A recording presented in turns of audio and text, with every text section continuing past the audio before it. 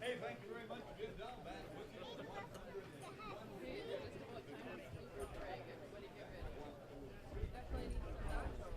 Good afternoon, baseball fans. Dickinson welcomes you to the beautiful Dakota Community Bank and Trust Ballpark, Astoria Field, home of the 2018 American Legion Central Plains. Well, if you like heat, I hope you're enjoying it because we've had it all week long here at the ballpark. Again, we're men in blue out there. Again, we're back to a 4-umpire crew now in this ball game, and I'm assuming we had a 4-man crew in the first ball game, and we'll have it throughout the remainder of the tournament.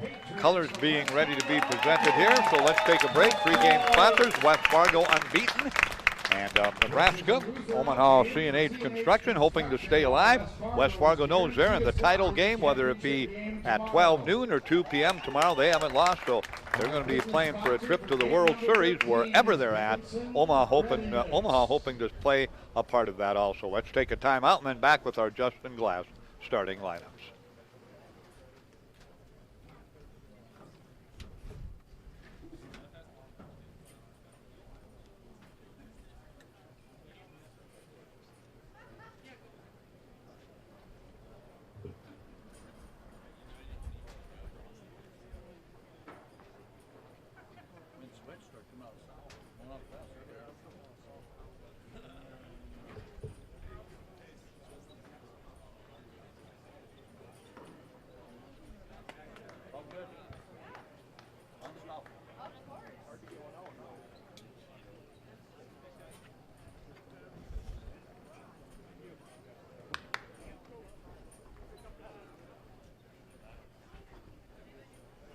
And now, the starting lineups for game number 13 for the visiting team, C&H Construction Bulldogs, Omaha, Nebraska, post number 1. The second baseman, number 27, Tyler Kate. Wearing number 5 and playing shortstop, Bobby Jackson. The center fielder, number 44, Noah Olson. Number 20, the left fielder, Josh Dickey. In right field, wearing number 8, Jack Lortz. Number 6, the designated hitter, Zach Munson. At third base, number 11, Nick Hall. The first baseman, number 10, Cade Dungan. Wearing number 19 and catching, Nolan Opine. And pitching for C&H Construction, number 3, Connor McElderry. Reserve players in the bat, boy, please join your team on the field. Coaches for C&H Construction, Scott Hodges and Ian DeLake. Well, back at the ballpark, let's take a look at our Justin Glass starting lineups. Omaha C&H Construction at 43-10 will be the visitors on the scoreboard. Their batting order will consist of this lineup. Tyler Kate will lead it off, play second base. Bobby Jackson at shortstop will hit number 2. Noah Olson, center field, hits number 3. Josh Dickey, the cleanup hitter, has had a great tournament. He'll play in left field and bat number 4. Jack Lortz in right field. Zach Munson, the DH. Nick Hall at third base hits number 7. Cade Dungan at first base hits number 8. Nolan Opine catching hits in the number 9 spot. Connor McElderry will be on the mound for Omaha C&H Construction, again 43-10. West Fargo, their setup goes like this defensively. It will be on the mound, Addison Kronk. Kronk will get the start. Dustin Mertz will be behind the plate. Drake Fletchy will be at first base. Jake Faircloth at third. Alex Erlaub at short. Braden Jacobson at second. In the outfield, Tanner Zapata in center field. Tristan Rorich in left field. And in right field, it will be Andrew Eno in right field. 44-10 for the North Dakota State champion West Fargo.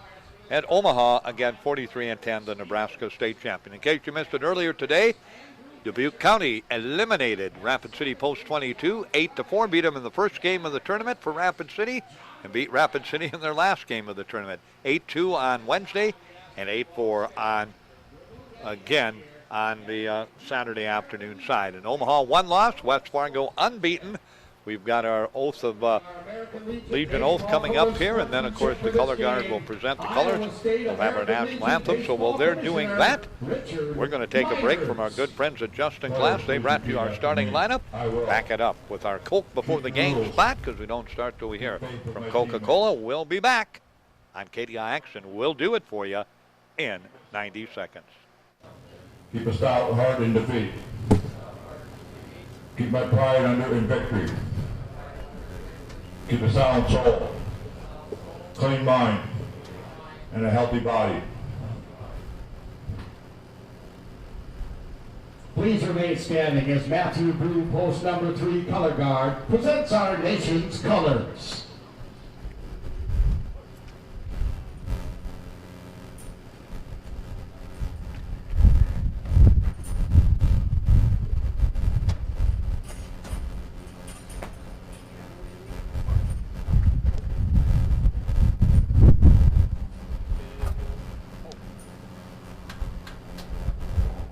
And now for the playing of our national anthem.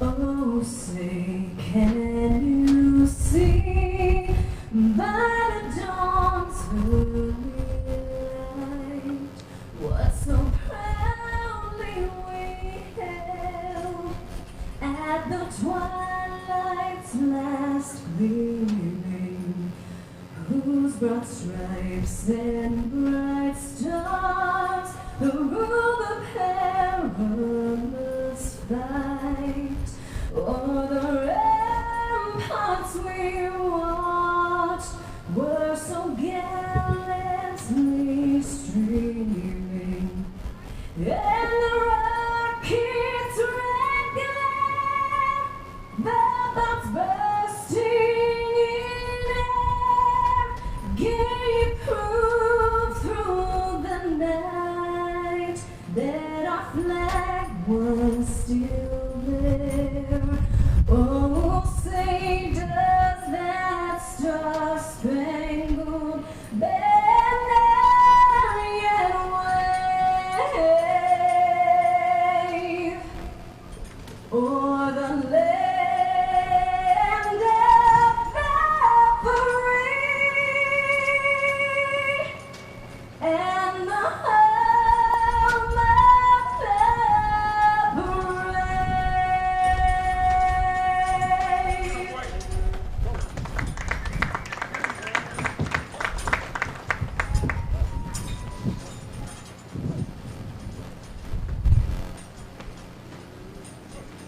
Well, the color guard is retiring our colors here at Dakota Community Bank and Trust Ballpark. Our finale of the day today. I believe this is game number 13 of a possible 15-game schedule here in the Central Plains Tournament. We'll have 15 if Omaha C&H Construction wins today. If West Fargo wins, it could be 14 and, well, maybe 15. Dubuque County, Iowa in the Sunday Championship Series. They allude to it on the final day of play in all the Central Plains regional tournaments, Championship Series Day, and that's what we'll have tomorrow. Could be one game, could be two, but it is the Championship Series. And West Fargo will be the home team. They're getting ready to take the field. West Fargo again comes in. These two teams, both outstanding seasons, 40-plus wins. Both teams with just 10 losses. Nice crowd on hand here from West Fargo. Rapid City had a big contingent here. Those folks have all cleared out. West Fargo, a nice contingent now. They continue to come in. I think they got down here. They had a couple carloads of West Fargo people coming in front of me.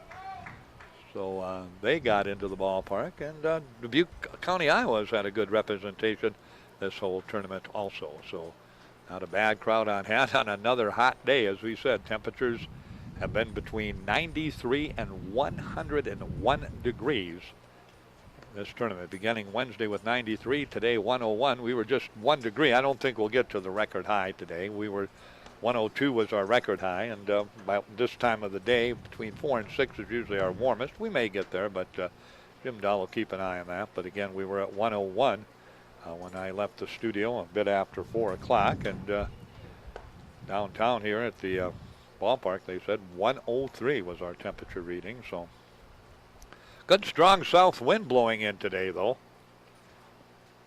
It's been south to southeast all day.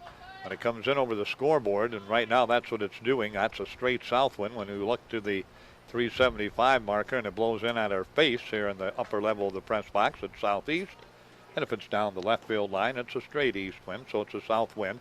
And it's been between 15 and 25 miles per hour almost all afternoon long, and that's about where it's at again today. Scott Mack and his ground crew have done a great job of keeping this ballpark in great condition in the outfield. Of course, a lot of grass, a lot of water poured onto it. Infield, it's got the turf, but again, we're ready to go. Our first pitch ready to come. And let's take a look at the old watch here. It says 4:49 will be our first pitch, 4:49. Scheduled for 4:30, just a bit behind. Pitch outside corner for a strike. And the count to Tyler Cate goes 0-1. Cate, Jackson, and Olson all have had good offensive tourneys for Omaha C&H Construction. Here comes the pitch. Inside corner. Did he get it? Nope, they say it just missed. So the count goes even at 1 ball and 1 strike. 1 ball, 1 strike. Pitch on the way. A lot of attention by the West Fargo people and people in the state. At Fargo, Little League team had a chance to go to Williamsport, Pennsylvania today in the Little League World Series, but they were knocked off by the Iowa State champion today, 7-4.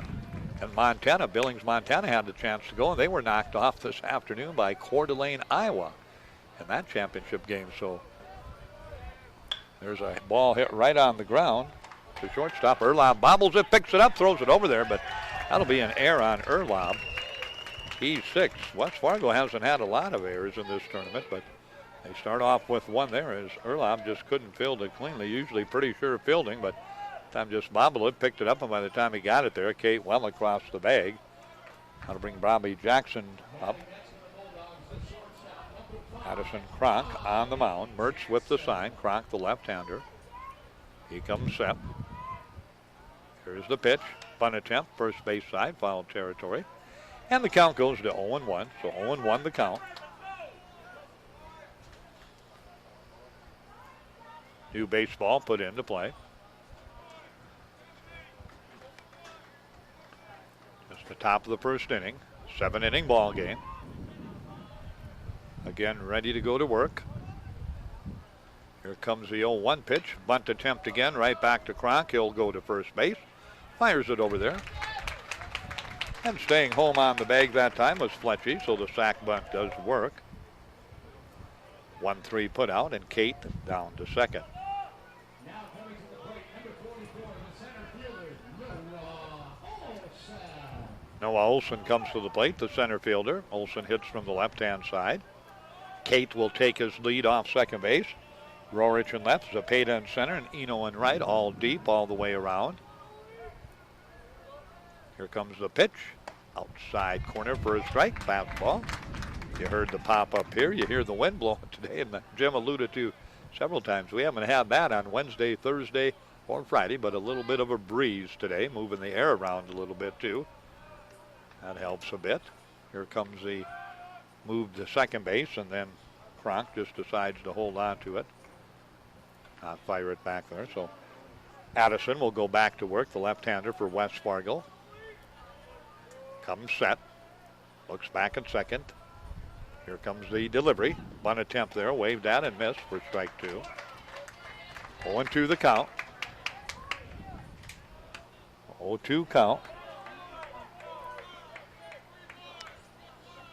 Of course, we lose some of we have a lot of quality people here from the American Legion throughout the United States. A crew here that helps Ryan Nelson run the tournament, helps manage the tournament. And of course, here comes the 0-2 delivery down the left side into left field over the third baseman's head.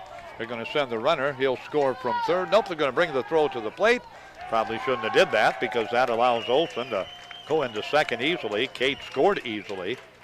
And Rorich just came up firing towards home plate. And Kate had the base easy, the plate easy, and he scores. And it's a single and an RBI for Olson. Josh Dickey comes to the plate. So Dickey will step up, the left fielder, and he has had a really good tournament for Omaha. CNH Construction. There's the pitch, third base side, foul ball. They take an early lead here over West Fargo, 1-0. An error, a sac bunt, and a single.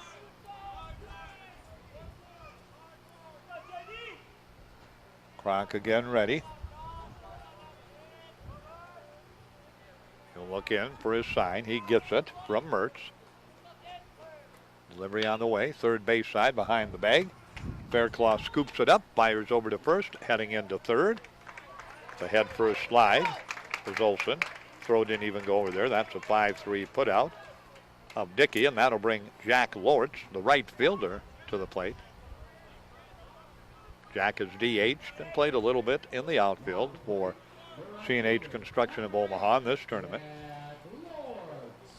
So Lortz, right-handed hitter. 1-0 lead for CNH Construction here in the top of the first over West Fargo. Pitch behind home plate. Here comes the play to the plate. They throw it down there, and they've got him at the plate. He is out. That ball came off the cement. That's how wild of a pitch it was. It was way over the head of everybody, and it flew over the head and then hit the cement, bounced right back to where the umpire stands, and the catcher, Mertz, picked it up, flipped it to Kronk, and they tagged him out at home plate. He's not happy about it, but he's going to be out, so Kronk is out. Coaches came down to talk to the umpire, but Olson out on the 2-1 putout at home plate, and that brings an end to the inning.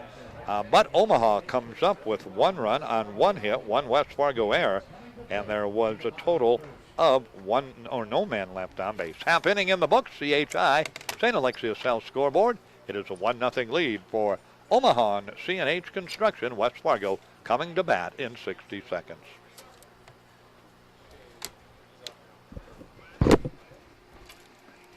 How you doing? Good. Yourself? Staying cool up here? No, I've been sick twice. Literally sick. Well, that's not good. No, it's not.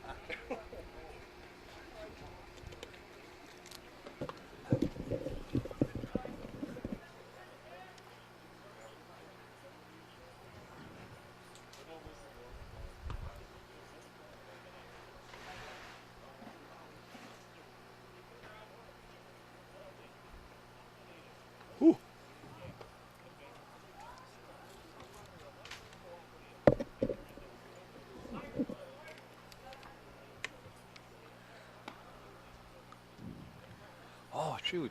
Okay.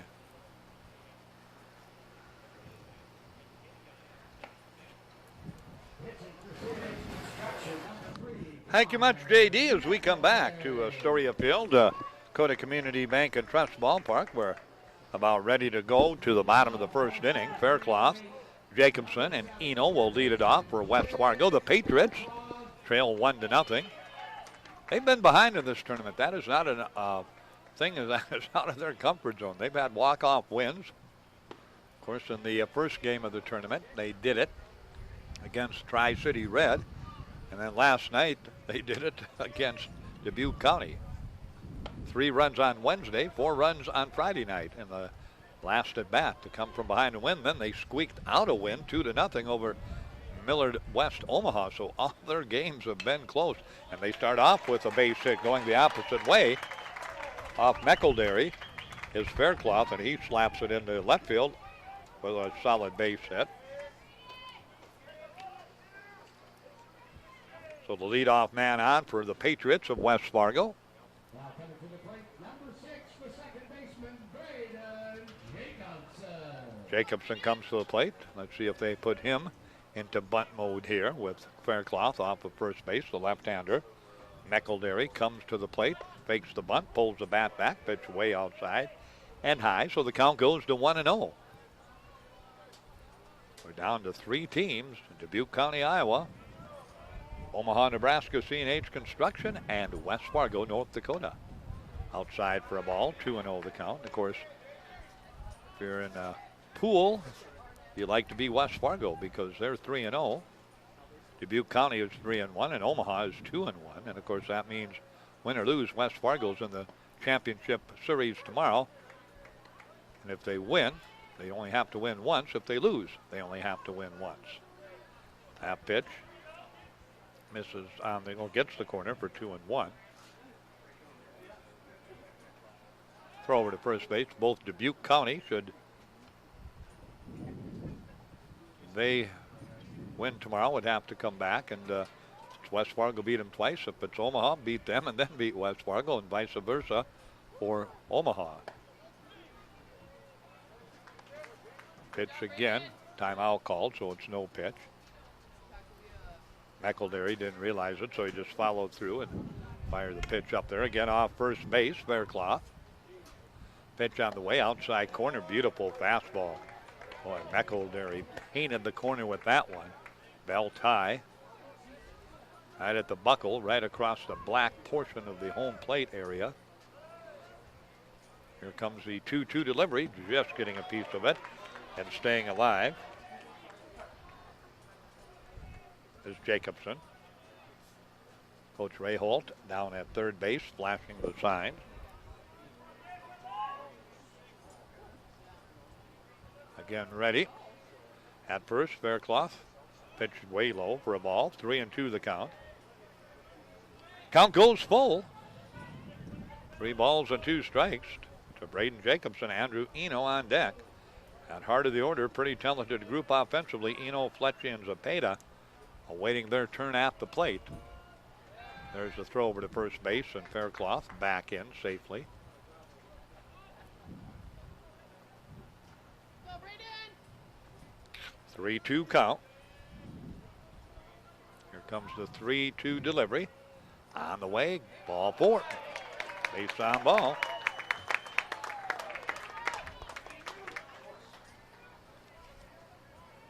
First walk of the ball game for McElderry.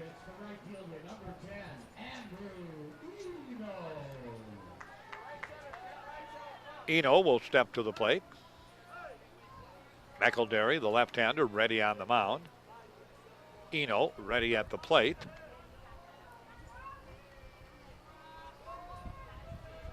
Pitch on the way. Inside corner for a strike. 0-1 the count, so an 0-1 count.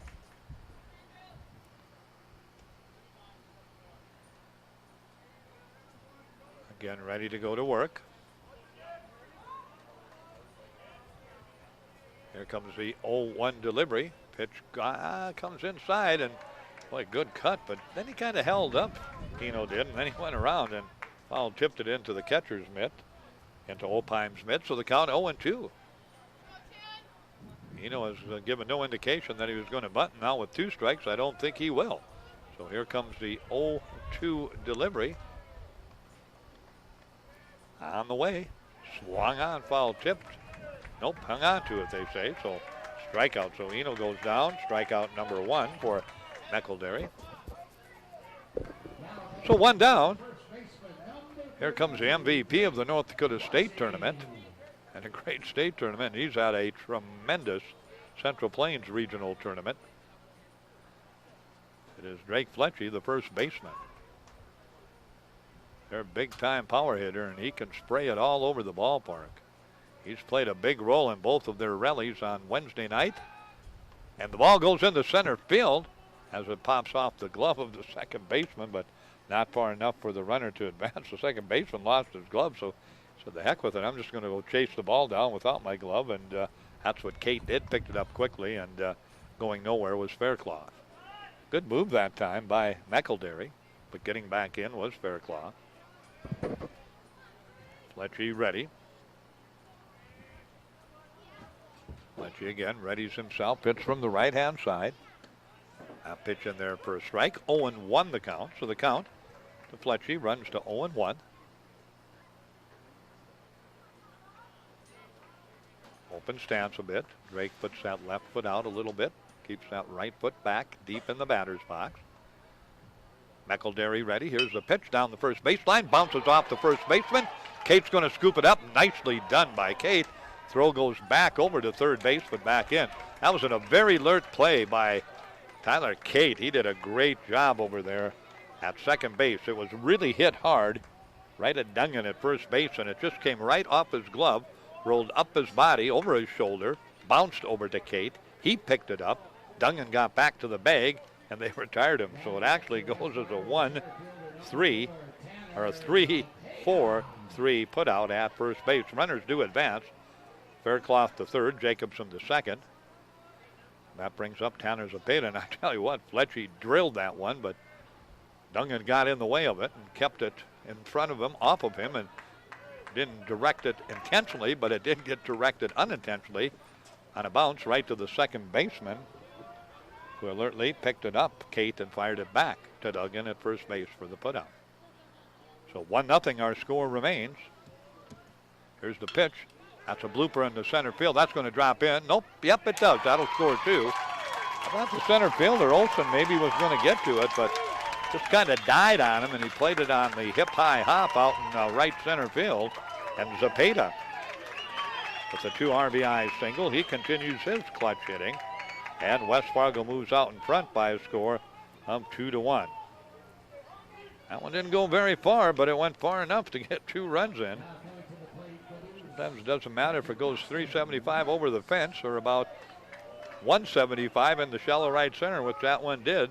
It did the job, and it got 2 runs in. So Zepeda with the base hit and 2 RBIs, and it is a lead of 2-1 for West Fargo in the bottom of the first. Dustin Mertz, the catcher, to the plate. Zepeda will take his lead off of first. Coming in to score again, Faircloth and Jacobson. That pitch misses for a ball. 1-0 the count, so 1-0 count.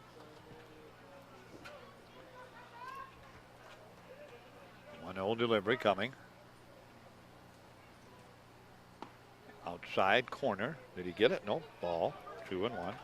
Well, as you said, Dubuque County still alive. And they, of course, have Sam Goodman coming back tomorrow. Sam, just an outstanding pitcher.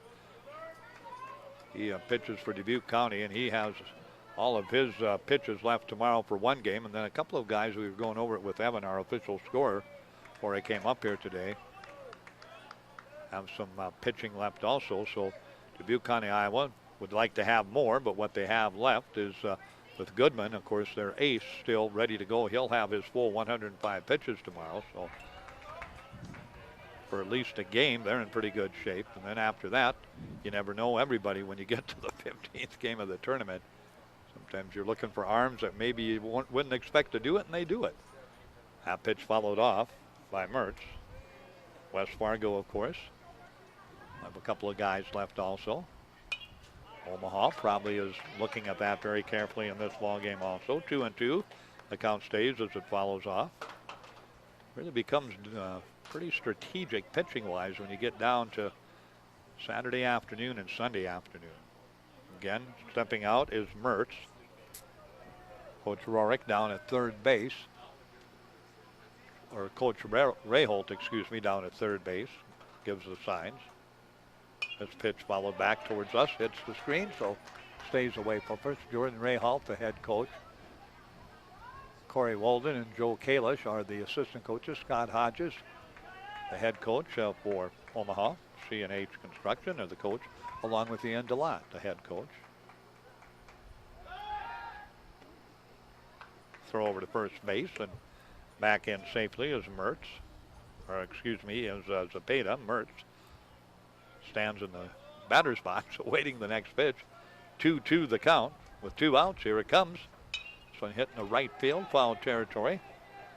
They'll give a look at it, but nobody will catch up with it as it bounces to the ground. Hustling over to get it is Lortz.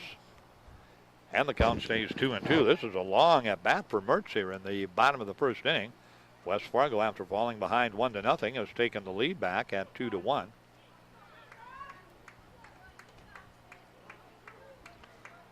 Again, ready to go at the plate. Mertz on the mound for Omaha. McElderry, 2-2 delivery. Down low, ball 3, 3-2. Good at bat. by Mertz. The outfield still deep. Dickey, Olson, and Lawrence left to center to right for C&H Construction of Omaha. They are 43-10. West Fargo 44-10. There goes the runner, 3-2 pitch, and guess what? Another foul ball. So Mertz is going to stay up there and take another cut at it. So the count stays full at 3-2. Again, a 3-2 delivery. Coming from McElderry. He's going to go over to first. Be interesting to see what his pitch count is after this first inning. He has thrown a lot of pitches in this first inning. 3-2 delivery again from McElderry. On the way, here's the pitch. Out of play again over the concession stand area. So let's go to work again. Tana Zapata getting in his short sprint workout here in the bottom of the first inning. He gets going pretty good on that 3-2 count with 2 outs, and then he has to come back. He'll do it again. That pitch is high for ball 4. Base on ball. What a bat. That bat by Mertz. So Zapata down to second base. Mertz down to first base, 2 outs. Brady Bile comes to the plate. See what we got going on right now. Coach wants to have a visit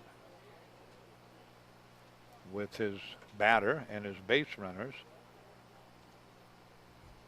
as the pitching coach for Omaha heads out to the mound to talk things over with his guy, McElderry, on the mound, and conversation is done. So the West Fargo breakup, batter and runners between the third base coaching box and home plate will come to an end.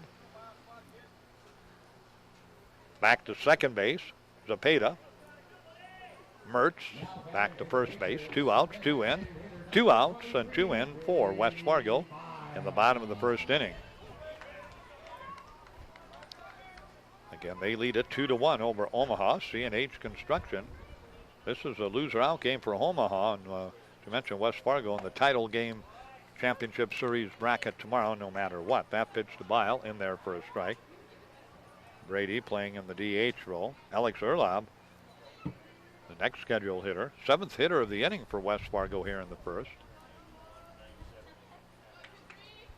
Here comes the 0-1 delivery. Nope, they go back, and they say he's safe at second base. Close play. Tell you what, McElderry's got a heck of a move back to second base. Another close play. But Zapata just got the hand back on there.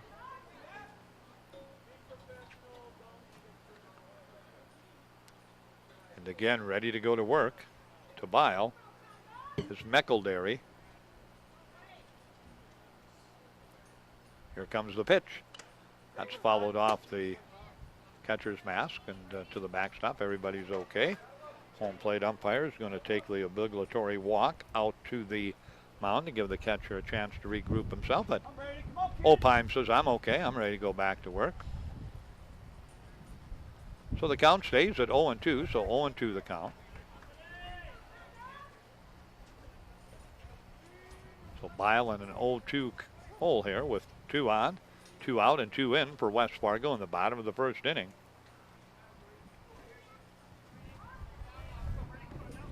McElderry readies himself. Pitch on the way, outside for a ball.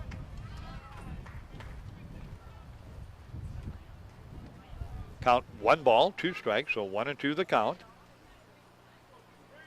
And the winner of the Central Plains Regional heads to North Carolina for the American Legion World Series beginning next week. It's a quick turnaround. Lyle pops that one a mile in the air, first base side. Foul of territory, dug in under it, and he's got it. So Bile goes out, F3 on the follow out. And for West Fargo, 2 runs, 2 hits, no errors for Omaha. And there was 2 men left on base. 1 complete, West Fargo 2, and Omaha C&H Construction nothing. We're back in 60 seconds. West Fargo 2, C&H Construction 1.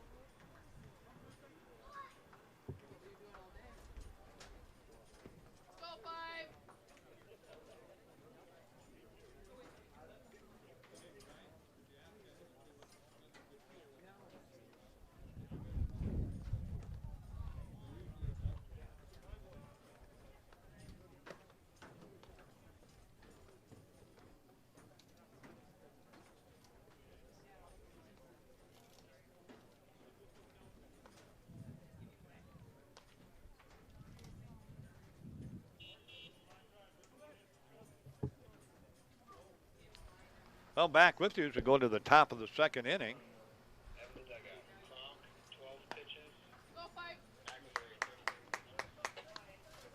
McElderry, 32 pitches. Kronk had 12 in the first inning.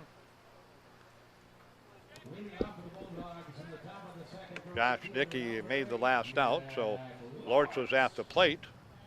But Olson got thrown out at the plate trying to score from third, so he'll lead it off here in the top of the second. 2-1 now. The lead on the CHI St. Alexius Health scoreboard belongs to West Fargo. Lortz hits from the right side. That pitch from Kronk misses for a ball. 1-0 the count.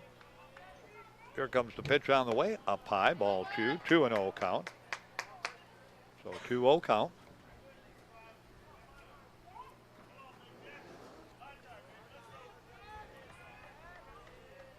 And ready. Here comes the pitch. Inside and low for ball 3. So the count now at 3 balls and no strikes. So 3-0 the count.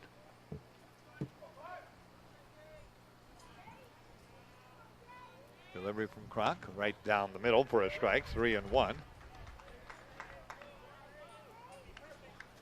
The count at 3 balls and 1 strike.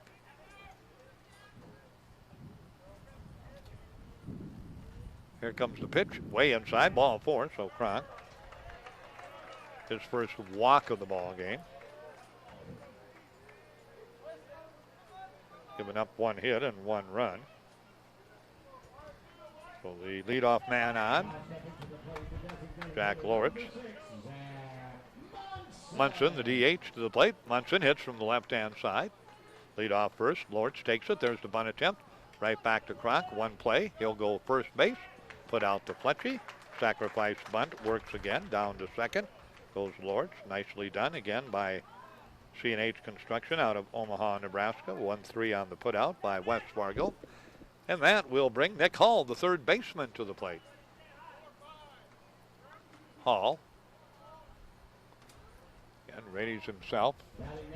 And a few of the fans now, the shade is beginning to cover up the stadium seats here, especially down the first base line and a little bit right in front of us here behind home plate. So some of the fans are beginning to move from the upper areas where you stand under in the shaded area under the overhang, especially on the first base side, concession stand side, because that's getting some sunshine now.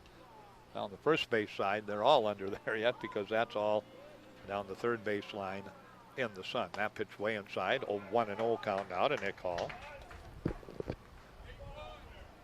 So Hall falls behind or gets ahead as Kronk falls behind. 2-0 the count. Here's the delivery. In there for a strike. 2-1. Hall taking all the way. Back at third. Jake Faircloth. He's way back behind the bag and off the bag. Up the middle. Erlob and Jacobson.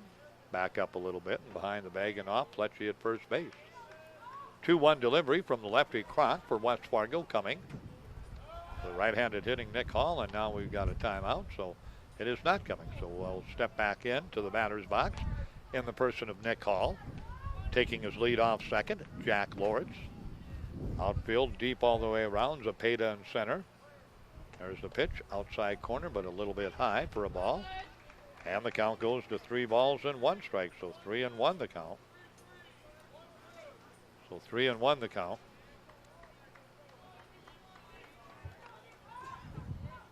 Kronk again ready. 3-1 delivery. On the way. Down low, ball 4. Base on ball. First and second one out. Jordan Rayholt's going to make a trip out to the mound and talk things over with his West Fargo crew. Struggling a little bit. Of course, Ryan Barraza, their ace on their pitching staff. He has done a great job this year. I believe Ryan has all of his status safe for tomorrow also for West Fargo.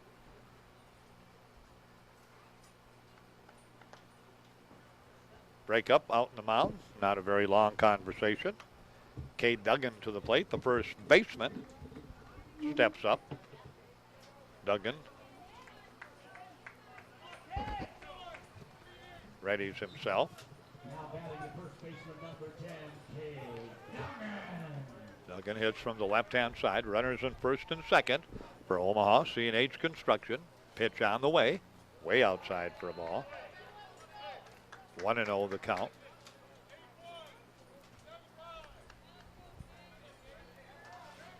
Duggan again steps back in. With the turf, you'd like to say digs in, but you can't really dig in with the artificial turf. That one followed over the top of the grandstand here and out of play. 1 ball, 1 strike. Nolan Opheim on deck. The number 9 hitter for Omaha. C&H Construction awaiting his turn at the plate. With 1 on, 1 out, 2-1. West Fargo leads, top of the second. Little change up there, and pulling the string was Kronk, and way out in front of it was Duggan, and the count goes to 1 ball and 2 strikes. So 1-2 the count, so 1-2 count. Again, Duggan ready. Here comes the 1-2 delivery. On the way, swinging strike 3. Duggan got out in front of it, and the count clears off. Strikeout number 1 in the ball game for Kronk. Opheim, the number 9 hitter and catcher, steps up trying to keep this inning alive for Omaha. C&H Construction, the state champion out of Nebraska. Again ready, pitch on the way. Bouncer towards third base. Easy pickings down there for Faircloth on the knee-high hop right beside the bag. He catches it, steps on the bag, and he retires. Lawrence at third base, 5 unassisted for out number 3. So for Omaha, C&H Construction in the top of the second, they come up with no runs on no hits. There were no West Fargo errors, and there were 2 men left on base. Inning and a half in the books. West Fargo 2 and Omaha C&H Construction out of Nebraska 1 on the CHI St. Alexis Health scoreboard. We're back in 60 seconds.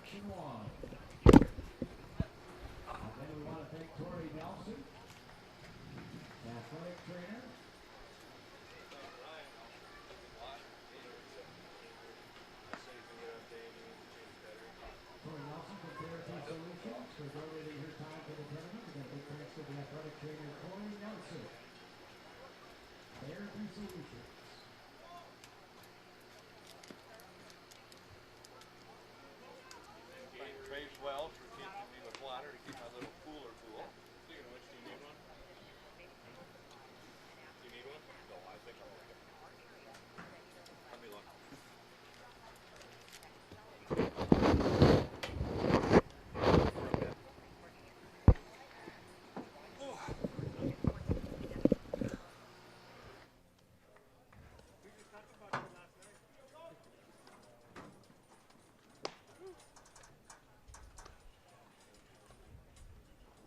Well, as we come back to the bottom of the second, it will be Erlob, Rorich, and Faircloth. For West Fargo, they lead it 2-1.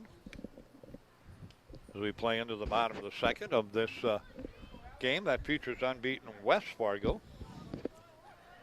at 44-10 against once beaten Omaha C&H Construction out of course, Omaha, Nebraska.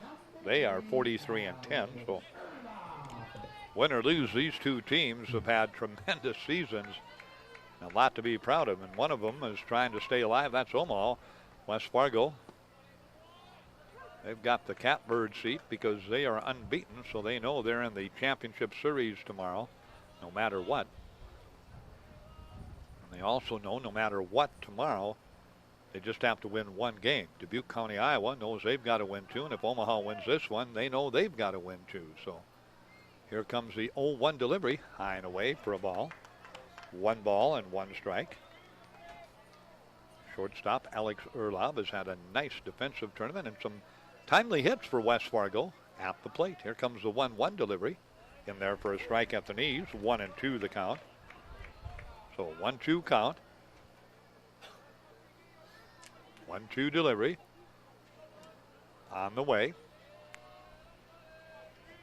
Here comes the pitch. Smith down low for a ball. 2 balls and 2 strikes, so 2-2 the count.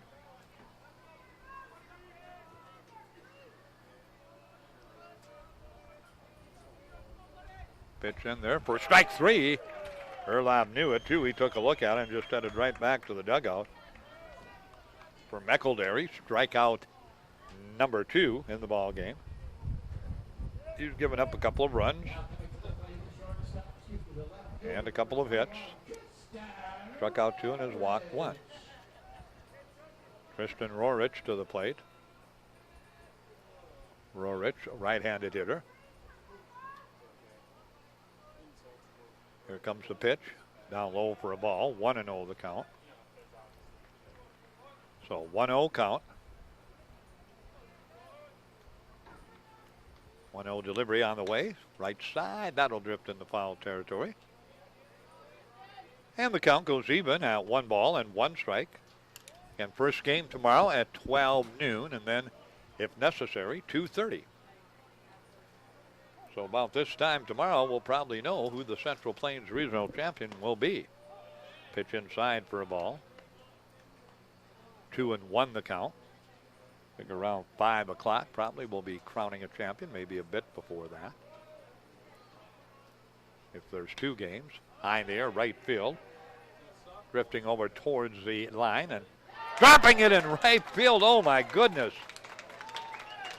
Jack Lortz, about 2 steps off the foul line in fair territory, had it in the glove and didn't bring the hand over, and he dropped it. It just popped out of the glove and dropped to the ground. You don't see that very often, but we just saw it there. E9 on Rorich at first base. Faircloth, who singled his first time off on the first pitch. And the bottom of the first is up at the plate, takes that for a strike. 0-1 the count. So an 0-1 count. Again, Faircloth readies himself. At the plate, Jake, third baseman, takes it inside for a ball. 2-0 the count. I think it's 1-1. Excuse me, it's a 1-1 count. There we go. Yep. Scoreboard had 2-0, but it's 1-1. That's what I had in my book, but I've been known to have things wrong in my book before, so I always kind of play it by ear, and they did switch it back to 1-1. So 1-1 the count. Again ready. Faircloth settles into the batter's box. McElderry comes inside, and it hits him. Hit by pitch. So 1 out. Now 2 on. First hit batter. Now the coach from Nebraska wants to talk with our home plate umpire. Said, did he try to get out of the way? And he didn't really need to try and get out of the way because just ticked his jersey, but it did do it, and the pitch was inside. Jacobson walked his last time up. So Jacobson steps up to the plate. Jacobson hits from the right-hand side. This one followed over the backstop and out of play. So the count 0-1, so 0-1 the count. Again, ready to go to work on the mound. The lefty, Connor McElderry. Pitch high in the air to right field. Lortz will take a look at that one, but that'll drift out of play.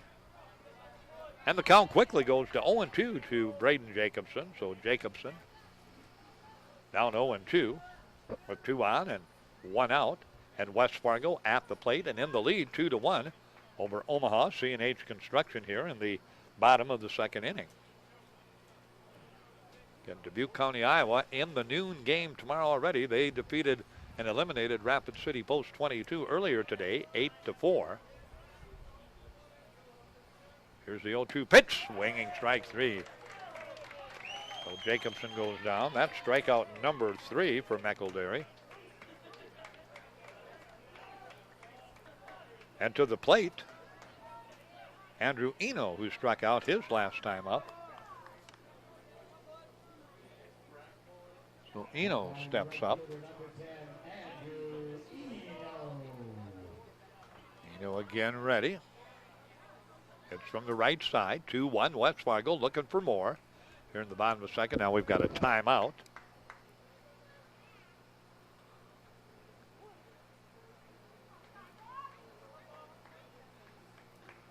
And here comes the 2-1 delivery, or let's check that. The delivery from McElderry. This one is hit high in the air to center field. Olson going over, going back. He'll range it in. Deep in center field, kind of right center field, but Eno gives it a good ride. But again, Olson able to chase it down for the third out, F8, if you're scoring with us. So on the CHI St. Alexius Health scoreboard, in the bottom of the second inning, West Fargo comes up with no runs on no hits. There was one Omaha error, and there were 2 men left on base. 2 complete. 2-1. West Fargo leads Omaha C&H Construction. We're back with the third on KDIX in 1 minute.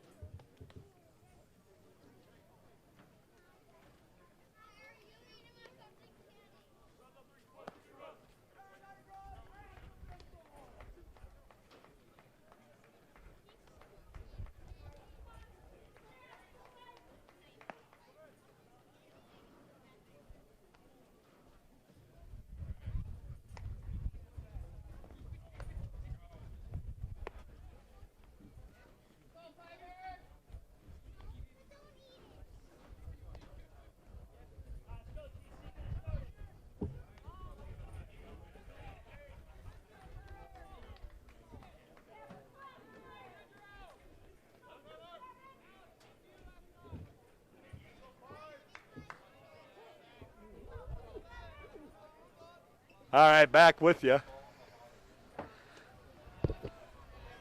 Pitch high is leading it off. Tyler Kate takes that pitch for a ball. 1-0 the count. Pitch on the way. That one low and away from Kronk, and the count goes to 2-0. Well, Omaha had runners on in the first inning, and Omaha C&H Construction scored a run. 2 on in the second inning, but did not score a run. And 2-0 count. Here comes the pitch. Up high. Ball. There we go. Now we're right. 3-0. Scoreboard a pitch behind. So the count at 3-0. This one on the way. Ball 4. So another walk. It's walk number 2 in the ball game. Nope, let's make a walk number 3 in the ball game for Kronk. And that will bring up Bobby Jackson. Jackson had a sacrifice bunt his last time up. He moved Tyler Kate over to second, and Kate came around to score on a Noah Olson single. Here comes the pitch. Outside corner for a strike, 0-1 count. So 0-1 the count.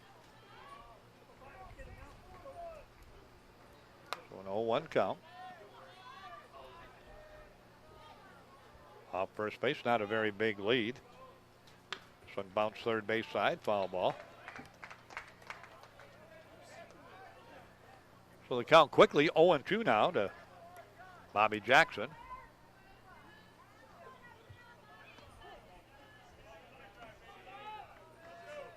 Again ready, Kronk on the mound. Addison comes with the delivery.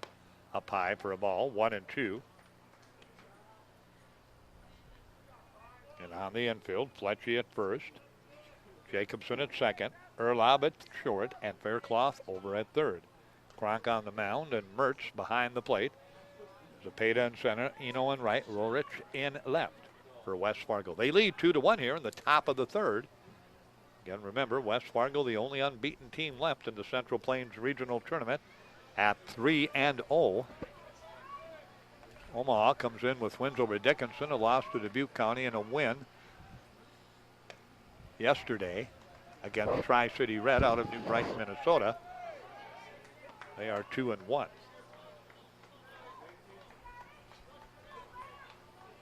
2-2 count. Throw to first. Back in again. Was safely over there. Was Kate. Here's Cronk's pitch. Followed out a play, and the count stays. 2 balls and 2 strikes. So 2-2 the count. Infield back all the way around for West Fargo. Faircloth well behind the bag and off the line down at third base. Here comes the pitch. This one hit down the first baseline, stepping on the bag. Fletchy fires it to second, but throws it into left field, and that will allow the runner to go to third base. So Fletchy got the unassisted put out and then fired it way to the third base side of second base, trying to get it into the glove that time of the shortstop Erlob so he could put the tag on, but it went way by Erlob and out to the left fielder, Rorich, who got it in quickly, but not quickly enough. So that'll be an error on the throw. They Fletchy, so E3. The out goes 3 unassisted. Noah Olson to the plate now. Olson with another RBI opportunity. Pitch down low for a ball. 1-0 the count. So now a runner on third with just 1 out for Omaha C&H Construction, and a chance 90 feet away to tie it up. Kronk ready. Here's the pitch. Curveball inside. Ball 2. 2-0 the count. So a 2-0 count. Warm-up activity right now in that West Fargo bullpen. Lance Oster going ready, I should say. Spelled with an O, but Oster is pronounced. Here's the pitch. Strike on the outside corner for a ball.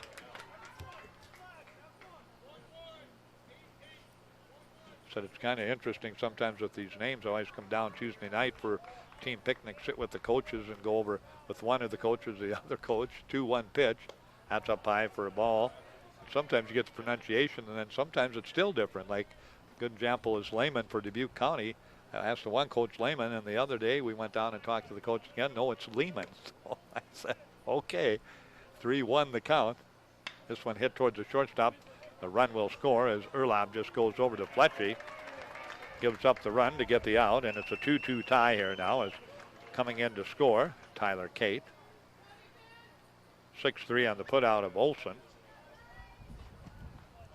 And that will be out number 2. Bases are cleared, and Josh Dickey comes to the plate, the left fielder. Here's the pitch. Dickey lines it down the third baseline, foul. Tried to hang it fair, but it drifted foul. Turned on it pretty good, as we said. Dickey, a solid hitter for this Omaha ball club. 2-2 our score as we play in the top of the third. Unbeaten West Fargo, once beaten Nebraska Omaha, C&H Construction. That pitch down low for a ball. 1 ball, 1 strike, so 1-1 the count.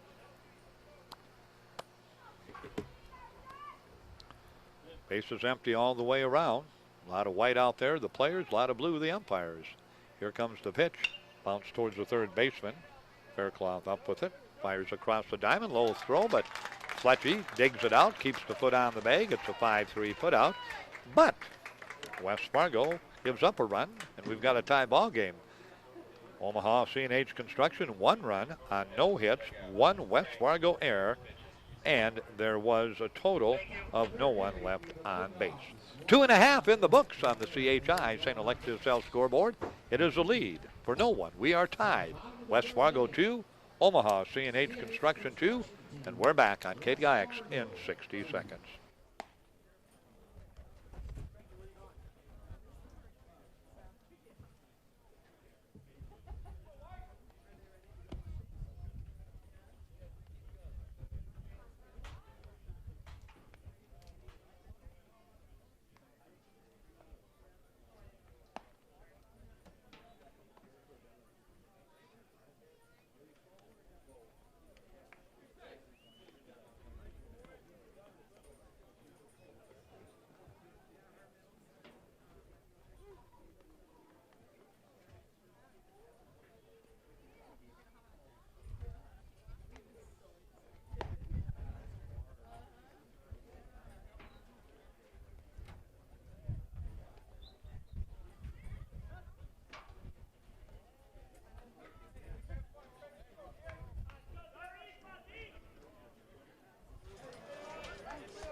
Well, we go to the bottom of the third, all even.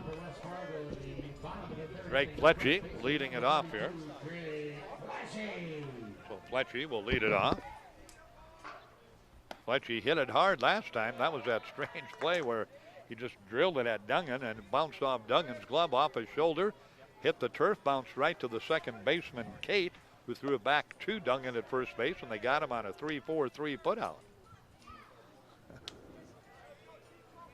That pitch misses for a ball, 1-0 the count. Fletchy, the offensive leader for this ball club.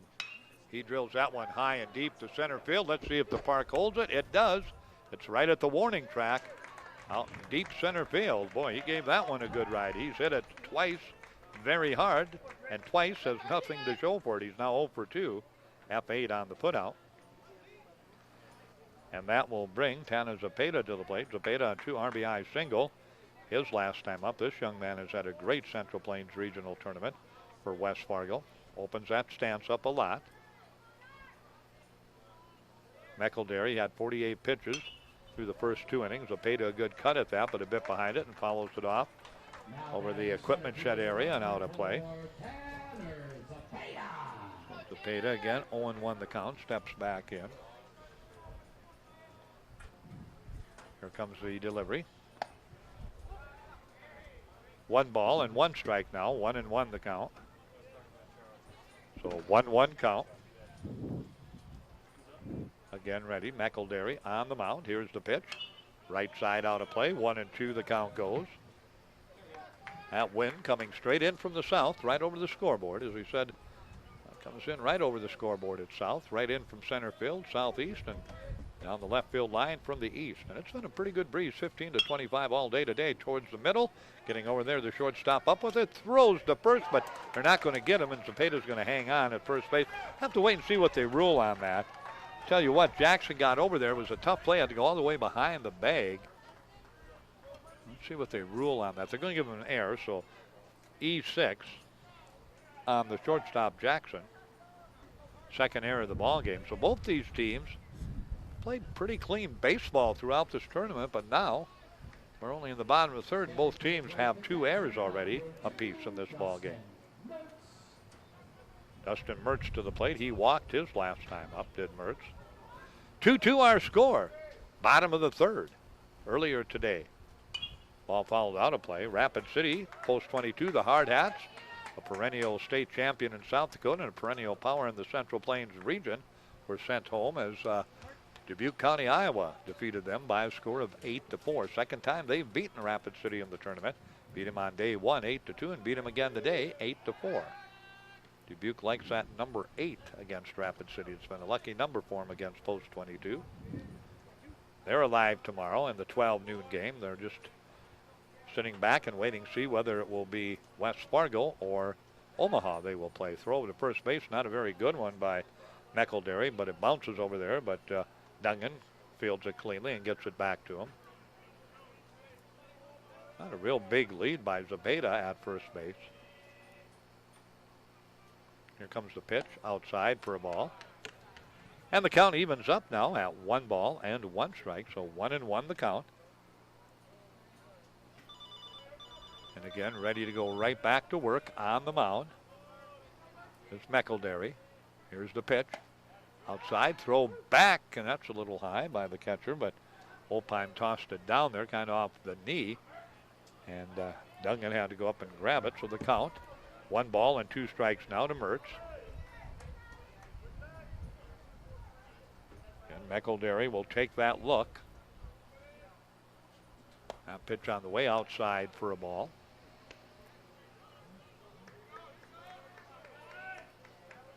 Count even now. 2 balls, 2 strikes. Brady Bile on deck. Again, Mertz ready at the plate. Pitch on the way. Swung on and missed. McElderry gets his 4th strikeout of the ball game.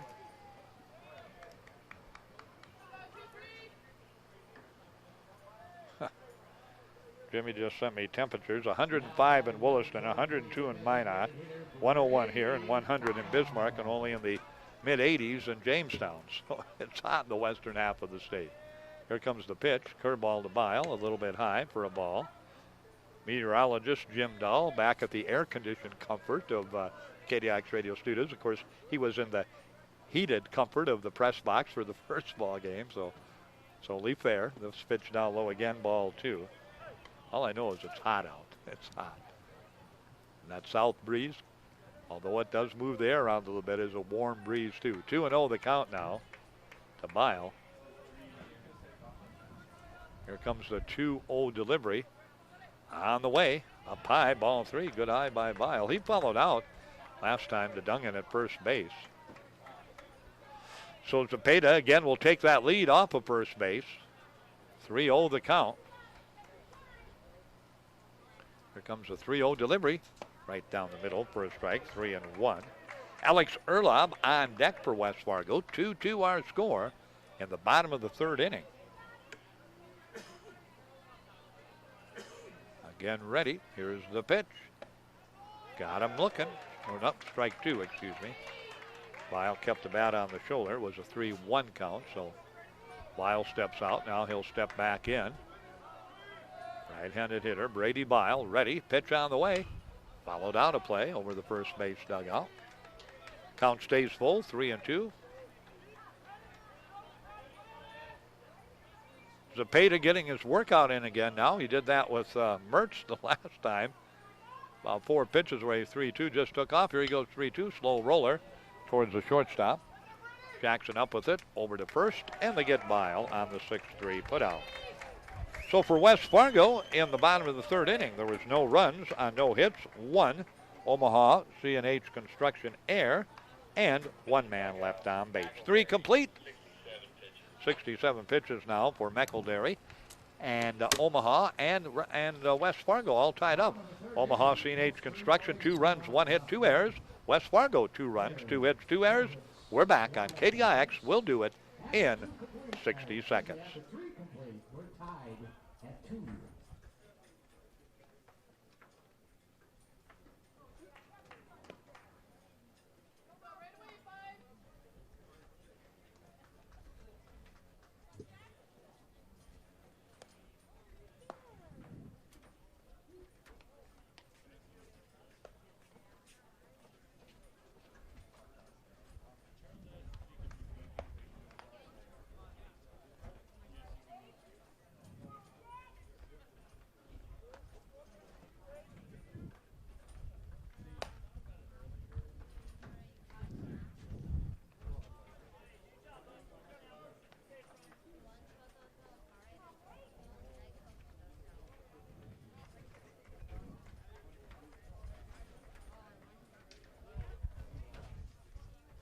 Leading off for post 1.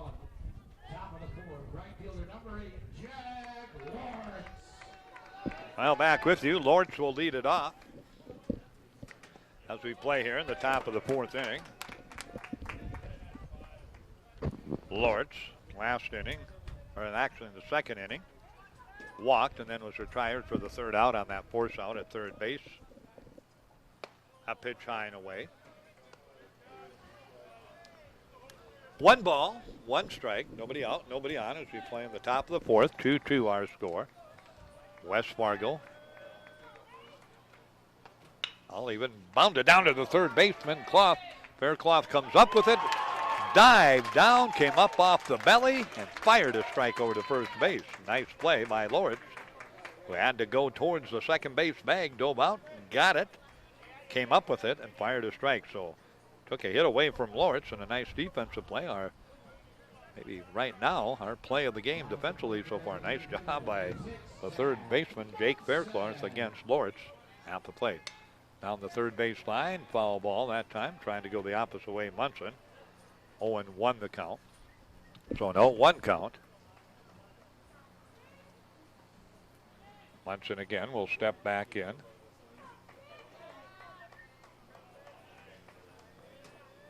This pitch right down the middle. 0-2 the count, so an 0-2 count.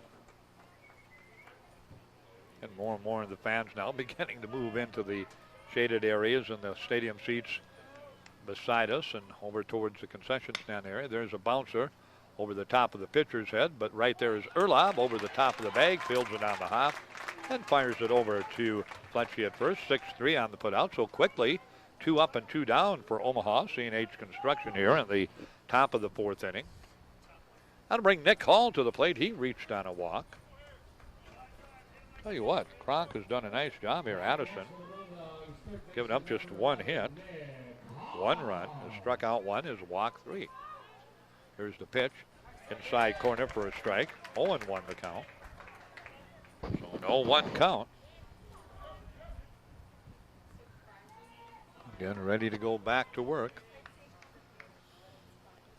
Here comes the pitch, bounce towards the shortstop Erlab. He has to charge, has to field, has to fire, and he does it. 6-3 on the putout, so a quick 1-2-3 inning for Omaha C&H Construction out of Nebraska. No runs, no hits, no errors, and no one left on base. We move to the bottom of the 4th inning on our CHI St. Alexius Health scoreboard. It is West Fargo 2, Omaha C&H Construction 2. We are back in 60 seconds on KDIX.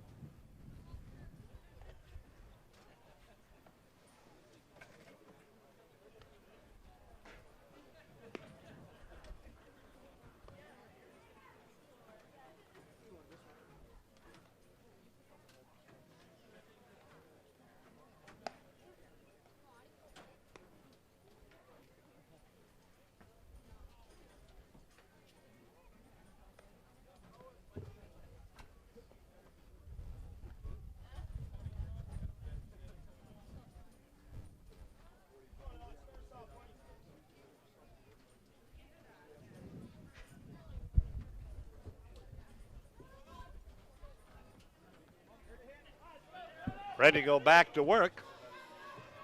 Bottom of the 4th inning. 8-9-1 for West Fargo. Erlab, Rorich, and then back to the top with Jake Fairclough. Here's the pitch, outside corner. For a strike to Erlab, who struck out his last time up. Alex had a couple of nice defensive plays last inning. And he leads it off here in the bottom of the 4th. Ball outside, 1 ball, 1 strike. 1-1 the count. Again, ready on the mound. Comes a 1-1 delivery. Down low, ball 2. 2-1. Connor McElderry, 67 pitches through 3 innings, so he's over 70 now here in the 4th. Here comes the pitch.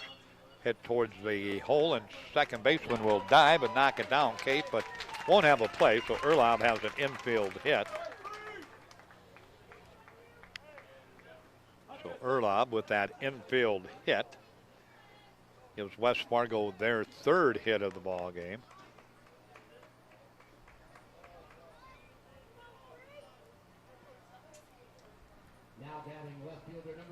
And up to the plate. Tristan Rorich to the plate. He reached on an error. That drop fly ball by Lortz in right field last time up. That pitch down low for a ball. 1-0 the count. Leadoff hitter Jake Fairclough on deck for West Fargo.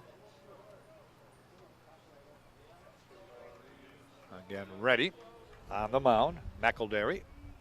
Pitch in there for a strike.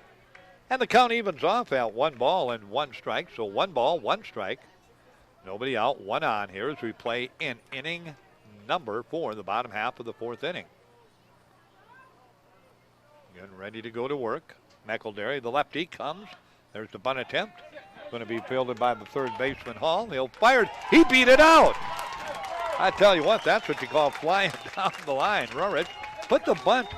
The 3rd baseman was back just a little bit, put it up in the air, and it stayed there for a while. Then it came down and bounced to the 3rd baseman, but sometimes that beats putting it right down on the ground and dying it. He put it up in the air. It hung for a while, and the 3rd baseman charged Hall, but couldn't get it there in time. So an infield hit on the bunt.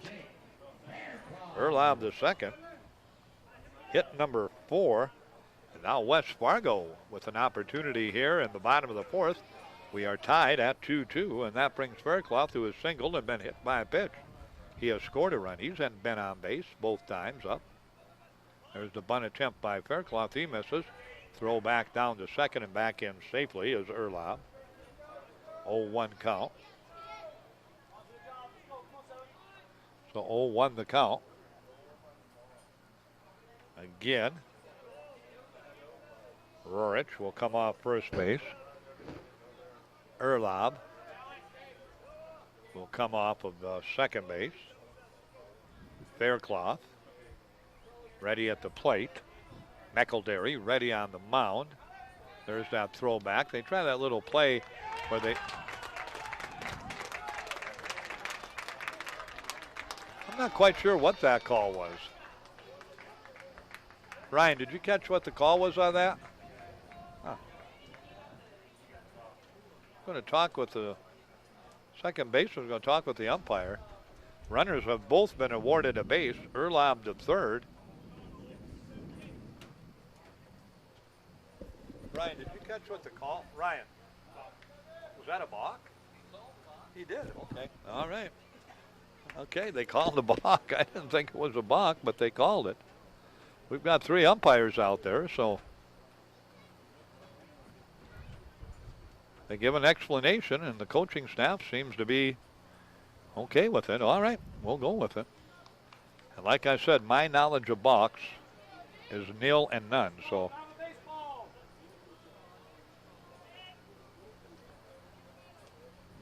What they do is they run that second baseman in front of the bag all the way over to third.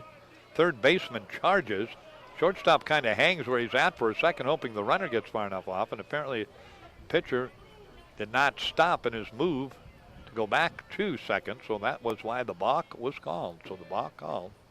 Comes the 0-1 delivery out of play, so now a real golden opportunity for West Fargo. 0-2 count now to Fairclough, who is 1 for 1, a run scored from the leadoff spot. Hits from the left-hand side. Jake waves that bat in front of him. Now settles it back over the shoulder. Pitch low and away for a ball. 1-2 the count, so 1-2 count. So 1-2 the count. Again, back into the batter's box. Comes Fairclough off of third. Erlob off of second. Rorich bounced to the second baseman. Cato looked the runner back and fired over the first, so good job by Kate for 3 on the putout. Everybody on the base pass stays set. Erlob at third, Rorich at second, and Jacobson to the plate. He has walked and struck out in the ball game. Bottom of the fourth, 2-2. Let's see if West Fargo takes advantage of this, or if McElderry gets out of this big-time jam that includes a single, an infield bunt single, a balk, and now a ground out. So runners on second and third with 1 out. And Jacobson to the plate.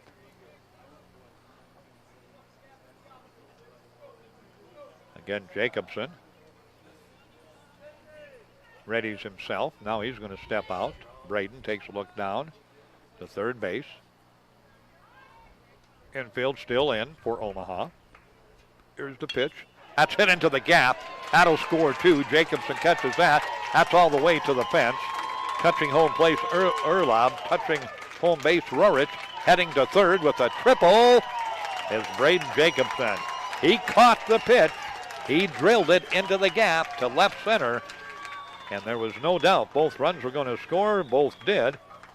Erlob from second, Rorich from first, and standing on third with a triple and 2 RBIs is Braden Jacobson, his first hit of the ball game. And it's a 4-2 lead for West Fargo. Eno to the plate. They're looking for more right now. They've got the heart of their order up. Eno, then Fletchy, and then Zepeda. Infield stays in for Omaha. C&H Construction now down 4-2. 3 hits have produced 2 runs for West Fargo in the bottom of the 4th inning. Pitch on the way. Outside corner for a strike. 1 ball, 1 strike. Eno has struck out and flown out to center. He is 0 for 2. So 0-2 the count. Here comes the pitch, high and away. 2 balls and 1 strike, so 2-1 the count. So a 2-1 count.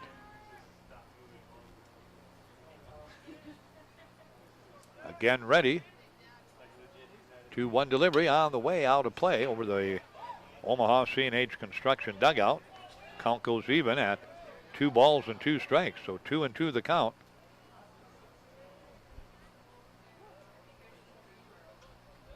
Again ready. Here comes the pitch.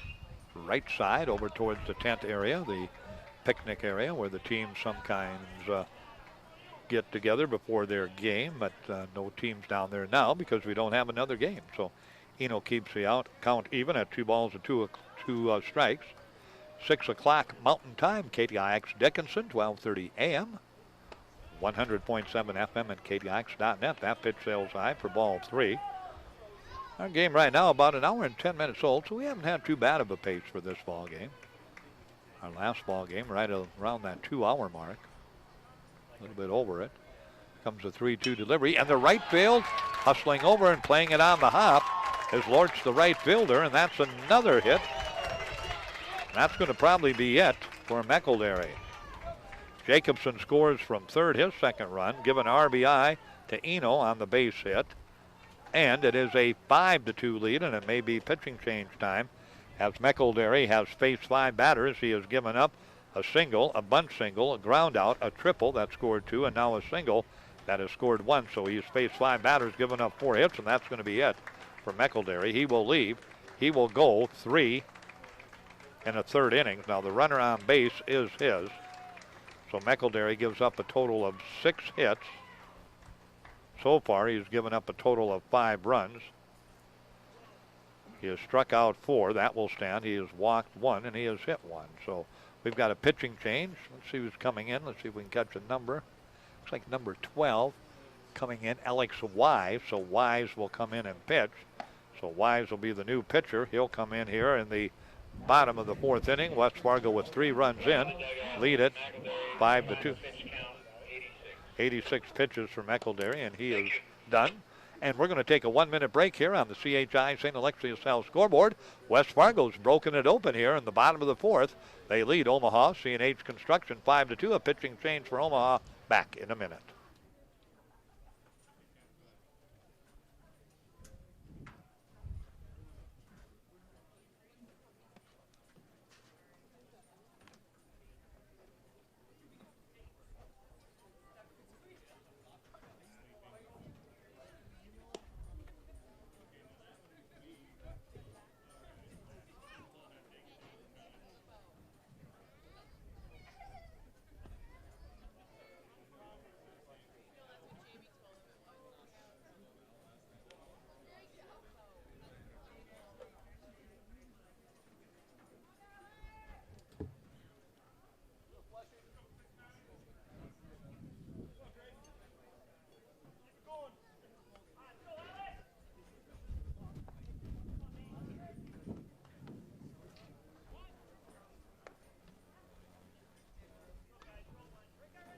Batting next for the Patriots, number 32, the first baseman, Rick Flashing.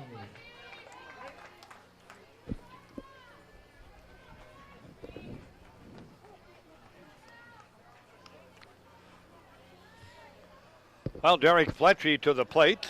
Fletchie takes the first pitch high from Wise, who pitched earlier in this tournament. Fletchie has hit it hard twice, but has been out deep center and hit a line bouncer down to first base. I went off the first baseman to the second baseman, back to the first baseman for the out. 2-0 the count now to Fletchie. So Omaha C&H Construction right now in dangerous territory. They cannot afford to lose. And they are down 5-2, and still just 1 out, 1 on for West Fargo. 3 runs already in here in the bottom of the 4th inning. They don't want to get it, let it get too far away. If you're Omaha C&H Construction, and West Fargo on the verge of doing that. Fletchie, another good cut at it, follows that one out of play. 2 balls and 2 strikes. Tanner Zapata on deck. Zapata 1 for 2 with a couple of RBIs. 5-2 lead now for West Fargo. Here's the pitch. Right back off the pitcher's foot to the shortstop. They go to second for one. The first for two, they turn it. So that is a 1-6-3 double play. But they get the hot-hitting Fletchy out on the double play, and it ends the inning. But West Fargo still comes up with 3 runs, and they do it on a total of 4 base hits. There were no errors committed by Omaha CNH, and there was no one left on base. So we head to the top of the 5th inning on the CHI St. Alexius Health scoreboard. West Fargo 5, Omaha CNH Construction 2. We're back in 1 minute. What time does Steve start? 4:49. 3 runs off 4 hits. No errors, nobody left on. We play 4 complete here at Dakota Community Bank and Trust Ballpark Astoria Field. West Fargo 5. CNH. Who's doing the scoreboard today? Again, we want to thank our game sponsor for this game number 13, Dickinson Ready Mix. Big thanks to Dickinson Ready Mix for proudly sponsoring this game here at the ballpark.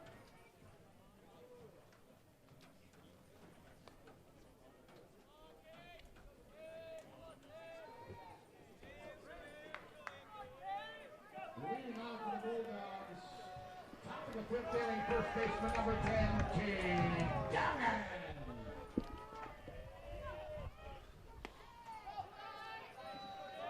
Well, back with you at the ballpark.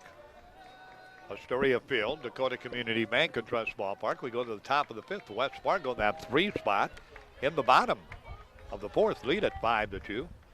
That pitch way behind Duggan. The count goes to 2-0. Cade has struck out his first time up. Good job on the mound today by Kronk. He has done a nice job.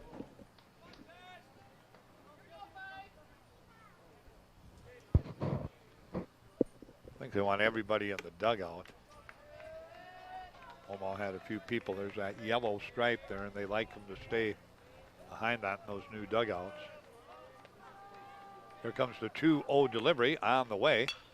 That's hit towards Erlob. Backhands it at shortstop. Long throw across the diamond. They get it. Boy, Erlob has had the last 3 assists. That was a nice play by Erlob. He could use that turf, and he did. He fielded it. It was a long throw deep in the hole, and he put it on the bounce over to Fletchy, who fielded it. 6-3 put out. So the last 3 assists have gone to Erlob, and he's made 3 pretty darn good plays. We've seen some good middle playing up the middle in the infield. Dubuque, Iowa's got a couple of good guys up the middle, too. West Fargo does, too. And Jacobson and Erlob. Here comes the pitch. High and away for a ball to Opine. Opine hit into that ground out. That forced Lortz at third base, so he has the FC in his column, 0 for 1. That pitch right at the knees, inside corner for a strike. 1 ball, 1 strike, so 1-1 the count. So 1-1 count. Again ready. Opine takes that one, watches it sail outside. 2-1. So a 2-1 count. So a 2-1 count. Here's the delivery. Down low, ball 3. 3-1. 3 balls and 1 strike. Thank you, home plate umpire. I was thinking I maybe was wrong, but I wasn't. He goes with the 3-1 count. Here comes the pitch. Ball 4. So base on ball. That's walk number 4 by Kronk. And we're going to have Jordan Rayholt, the head coach, sent out, and he's going to visit with Addison.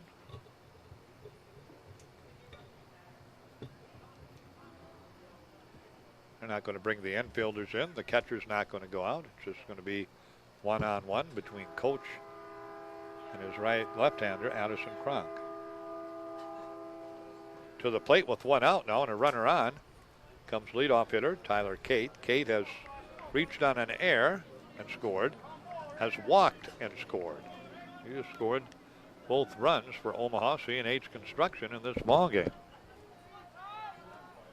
Looks like Mitchell's going to run now, so Mitchell checks in and runs for Opheim. That means we'll have a new catcher. Here's the pitch. Outside corner for a strike. 0-1 the count. Probably you see Austin Otter, he caught last night in that win over Tri-City. Here comes the pitch. There goes Mitchell, pitch low and away. And then safely at second base is Mitchell. Opheim 0 for 1 in the ball game. A walk and a fielder's choice. Here comes the 1-1 delivery. Outside corner, beautiful fastball. 0-2 now, or 1-2 now the count. So 1-2 count. And Fairclough stays back at third. Fletcher behind the bag and off at first. And Erlob and Jacobson short and second. Back. Now Jacobson comes over to hold Mitchell on. Here comes the 1-2 delivery. It's followed out of play. And the count stays at 1 ball and 2 strikes. So 1-2 the count. 5-2 lead for West Fargo over Omaha C&H Construction as we play here in the top of the 5th inning. Again, remember, West Fargo unbeaten. They're playing tomorrow no matter what. Omaha, they lose, they're done. Here's the pitch. Knocked down. Mitchell's going to head to third, and they're not even going to throw it. That'll be a wild pitch.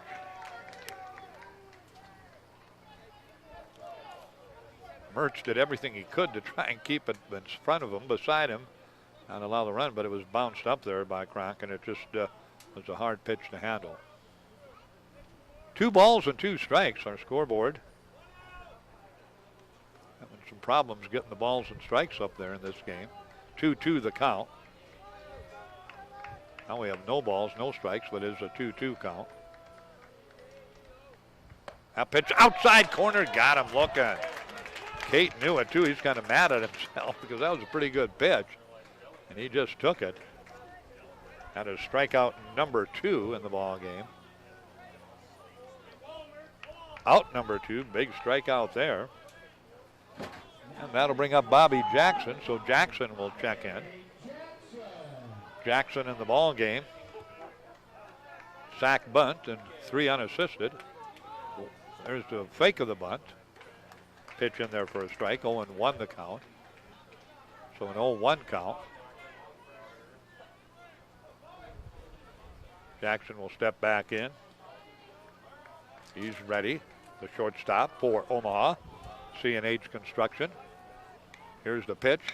Hit towards the shortstop of West Fargo, Erlob, who's had a great ball game, and he finishes the inning off. That is a 6-3 putout of Jackson.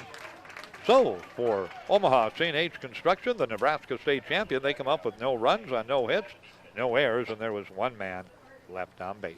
We go to the bottom of the 5th. CHI St. Alexius South scoreboard. It remains a lead of 5-2, West Fargo over the Omaha Ball Club. We're back in 60 seconds.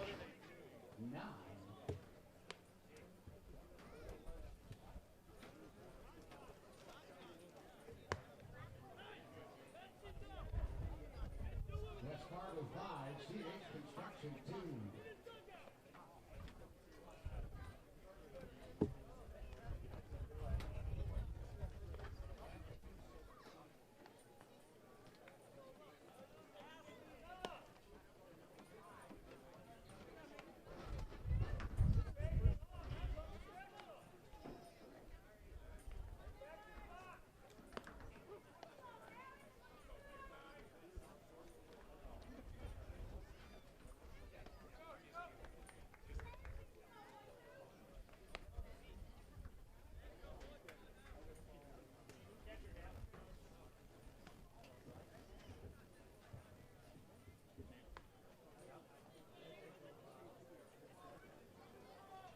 All right, back with you. Austin Otter is our new catcher, so he'll replace Opheim. So Austin Otter here in the catch here in the bottom of inning number 5. 5-2, West Fargo in the lead. As they come to Blatt, Zapata to the plate. Pitch in there for a strike, 0-1. Zepeda has singled in the first and driven into and reached on an error on the shortstop Jackson in the third. Wise now the pitcher. 1 ball, 1 strike. Again, we did close the book. Again, 6 hits, 5 runs. All 5 were earned for McElderry. Struck out 4, walked 1, and hit 1. Wise came in and got that double play. This is hit hard towards the second baseman. Cade heaves up with it easily and flips it over to first base, and Zepeda retired on the 4-3 put out. Dustin Mertz now to the plate for West Fargo. Mertz a walk and a strikeout. Well, a win here, if West Fargo holds on, would mean they're 1 win away from the American Legion World Series. Here's the pitch. Up high for a ball. 1-0 the count.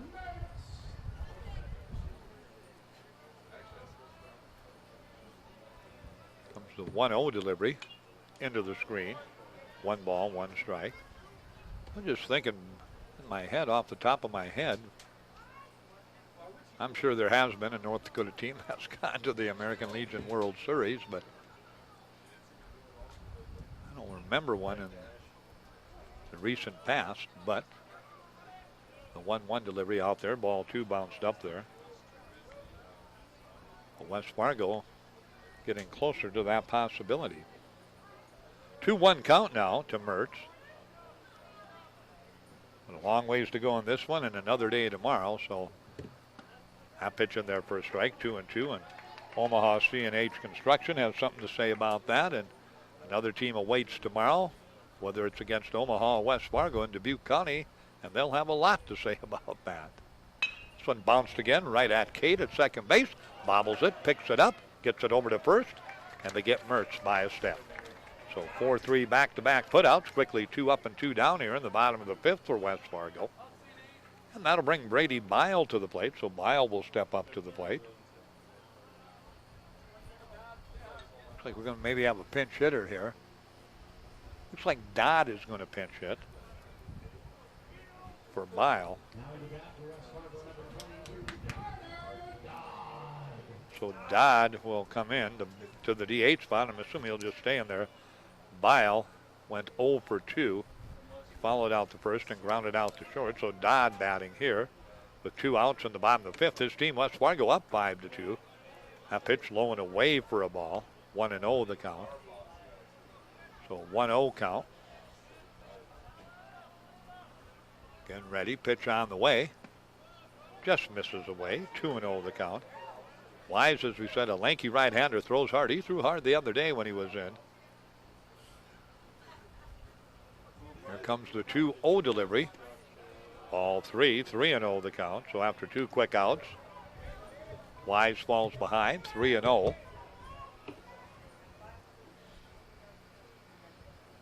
Again ready, 3-0 pitch. Ball 4, base on ball. Only the second walk by Omaha pitching. Wise doesn't like the way the mound with that artificial material up there, so he's cleaning that up a little bit. Erlob, a single, a run scored, and has struck out 1 for 2, and he has been sparkling defensively tonight for West Fargo. Pitch outside and low for a ball, 1-0 the count. So 1-0 count. Again at third, Hall, Jackson at short, Kate at second, Dungan at first. Now Otter behind the plate, Wise on the mound. Here's the 1-0 pitch, swung on and missed by Erlob. And the count evens at 1 ball and 1 strike. Again, West Fargo has defeated Tri-City coming from behind, winning it in the bottom of the 7th. Just back in at first safely is Mertz. Then they had a close one with Millard west of Omaha, won that 2-0. And then last night came back and stunned Dubuque City, or Dubuque County, Iowa, 5-4. Pitch bounces and down to second base. She said got a courtesy runner in there now. Oh, no, that's Otter, excuse me. Otter in catching now. So Otter in the catching spot.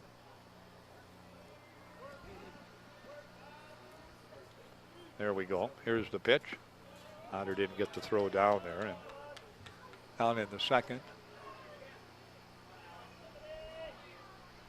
for West Fargo went Dodd. So Dodd goes down to second. So we got Dodd down at second base. A pitch outside corner for strike 2, 3-2 the count. As we mentioned last night, West Fargo scoring 4 runs in the bottom of the 7th to beat Dubuque County 5-4. So all their games have been close and competitive, and they've come from behind twice. This one to right field, down the line, drifting over into foul territory, giving chase, but rang out of real estate down the line as it goes into that picnic area. Is the right fielder, Lortz.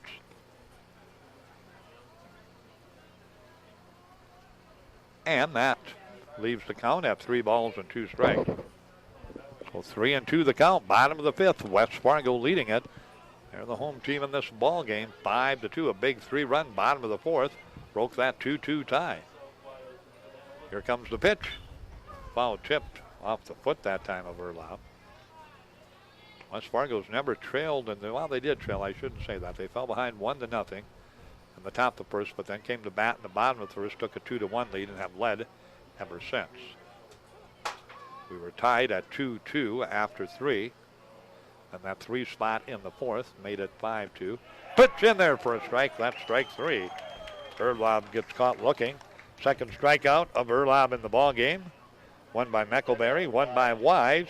And for West Fargo, no runs, no hits. There were no Omaha C&H Construction Nebraska errors, and 1 man left on base. 5 complete. We head to the 6th. West Fargo 5, Omaha C&H Construction 2. We're back with the visitors' half of inning number 6 at Astoria Field on KDIX. We'll do it in 60 seconds.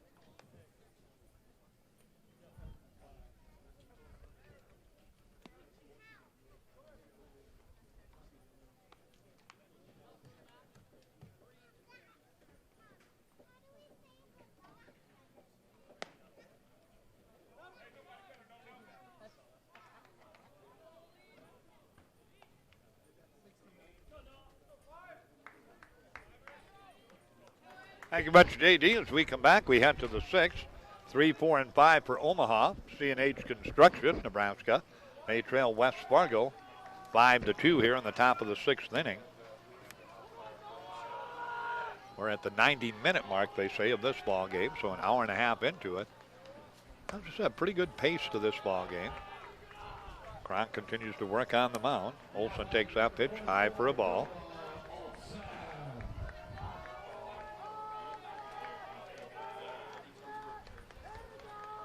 Here comes the 1-0 delivery, way outside low, ball 2.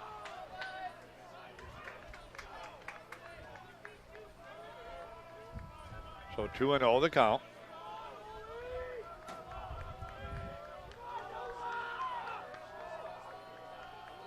Here comes the 2-0 delivery, hit towards the second baseman. Up with it cleanly, Jacobson over to first. 4-3 on the putout. Olson. Olson now 1 for 3 in the ball game. He has the only hit of the ball game for Omaha C&H Construction. They've been on base with 4 walks, but just 1 hit, and Olson's the only guy that has had a hit. Pitch on the way, down low for a ball to Dickey. Dickey has grounded out twice to Faircloth at third base. Dickey, a good hitter. He's had a good, solid tournament. I'll tell you what, Kronk has done a nice job. Addison ready on the mound. The lefty wheels and deals. Here's the pitch. Up high for a ball. 2-0 the count. So a 2-0 count. And ready to go to work. Here comes the 2-0 delivery on the way. Hit into right field. Drifting back a couple of steps.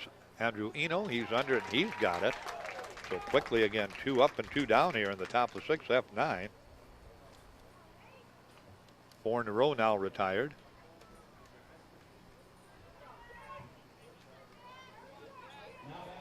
To the plate.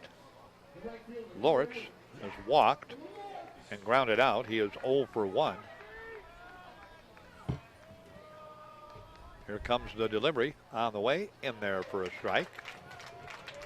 0-1 the count. Addison Kronk, the storyline for West Fargo so far. He has given up just 2 runs on 1 hit. Pitch way inside for a ball. 1-1 the count. 1 run in the first. That runner reached on an error sacrifice bunt and a single. Their only hit. And he gave up that run in the third. This one foul tipped off his foot, foul ball. Count goes to 1-2, and that occurred when Kate reached on a walk. And on a ground out to first, Fletchy fielded it, stepped on the bag, tried to throw Kate out at second, threw it into left field. That allowed Kate to go to third. Then a ground out of Olson sent the runner home, and that's it for the 2 runs that they have scored. Other than that, C&H Construction home with their second loss. 2 balls, 2 strikes, 2 outs, nobody on. Top of the 6th, there's the pitch. Third base side, a foul ball. And the count stays even at 2-2. Trio 2's on the board. Well, we're currently only at 99 degrees. 102, we tied a record high today in Dickinson. Pitch sails high for ball 3. So 3-2 the count to Loritz with 2 outs and nobody on. Omaha needs runners, and they need runs. Down 5-2 here in the top of the 6th. Here's the pitch. High in the air, center field. Plenty of room out there for Zepeda. Medium deep center field. He reaches up, hauls it in. F8 in the putout. That's 5 in a row retired at 1-2-3 inning for Addison Kronk, and that's no runs, no hits, no errors, no one left on base. We go to the home half of inning number 6. West Fargo leads it on the CHI St. Alexius Health scoreboard over Omaha C&H Construction by a score of 5-2. We're back in 1 minute.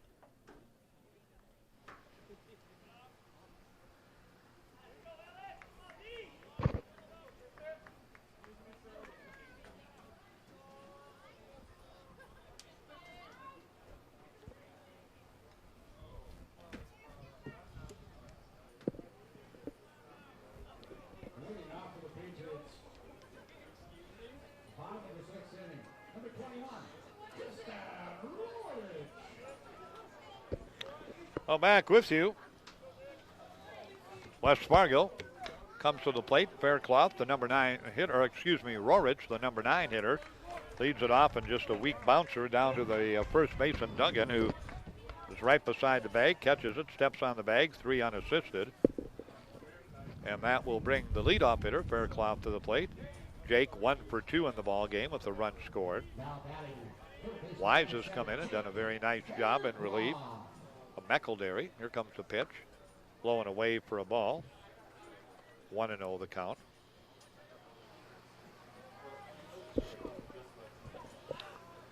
Again ready. Pitch on the way. Outside for a ball.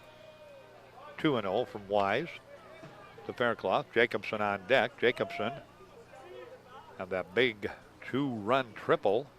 Is walked, scored twice, tripled, and driven into. That pitch in there for a strike. Good spot by Wise on a 2-0 pitch.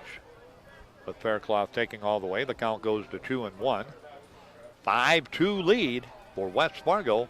Bottom of the 6th inning. This pitch right over the Fargo dugout. On deck batter, Jacobson ducking down. That one got there in a hurry. Count even now at 2 balls and 2 strikes, so 2-2 the count. So a 2-2 count. Delivery on the way, takes a bit off of it. That's a fair ball, right down to Duggan. He'll field it backhanded, and he'll step on the bag, and that's an out at first base. 3 unassisted, back-to-back 3 used in the scorebook. And that brings Braden Jacobson to the plate. Jacobson again, 1 for 2. 2 runs scored, 2 runs driven in. No multiple hit guys for West Fargo. We're just double checking that right now to make sure. Rorich a hit. Erlab a hit. Zapata a hit. Eno a hit. Jacobson a hit. And Faircloth a hit for their 6 hits. 2 RBIs in the ball game for both Zapata and Jacobson. Slow roller out in front of home plate. Catcher grabs it. Fires it to first. And he's safe at first base. Good hustle down the line by Braden Jacobson, and he beats it out. That's a little bouncer. By the time the pitcher gave way, catcher, again, Otter had a good shot at it and fired a strike down there. And now we have a multiple hit guy for West Fargo, and Braden Jacobson. He is now 2 for 3. So Braden Jacobson. Eno to the plate. Eno, RBI. There's the runner going. The throw down to second and in safely. Jacobson with the stolen base. Eno has struck out in the first, flew out in the second, singled and drove a run in that 3-run 4th inning that broke this game open. 2 outs down at second base is Jacobson. Eno trying to get him and get an insurance run on the board. That pitch bounced up there by Wise. That, by the way, is the first hit that Wise has given up. That was the 7th hit, by the way, for West Fargo. I said 6. It's their 7th. Pitch on the way. Out of play. Count at 1 ball and 2 strikes, so 1-2 the count. Again ready. Eno steps back into the batter's box. He readies himself. Here comes the 1-2 delivery. Got him looking, strike 3, inside corner. Good spot by Wise with the fastball. Eno goes down looking. Out number 3, no runs, 1 hit, no Omaha errors, and 1 man left on base. Last call for Omaha C&H Construction out of Nebraska. It's West Fargo 5. They have scored 5 runs on 7 hits, 2 errors. Omaha C&H Construction, Nebraska, 2 runs on 1 hit and 2 errors. We come back for the 7th inning in 60 seconds on KTIA.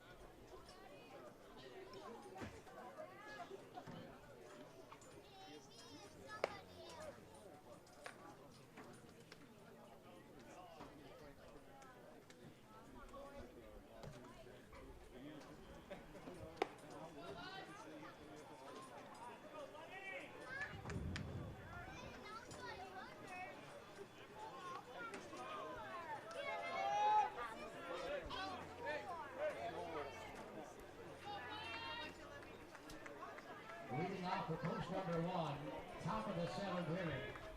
Number 6, Zach Wilson. That's just me. They pulled my plug out when they walked by. Okay.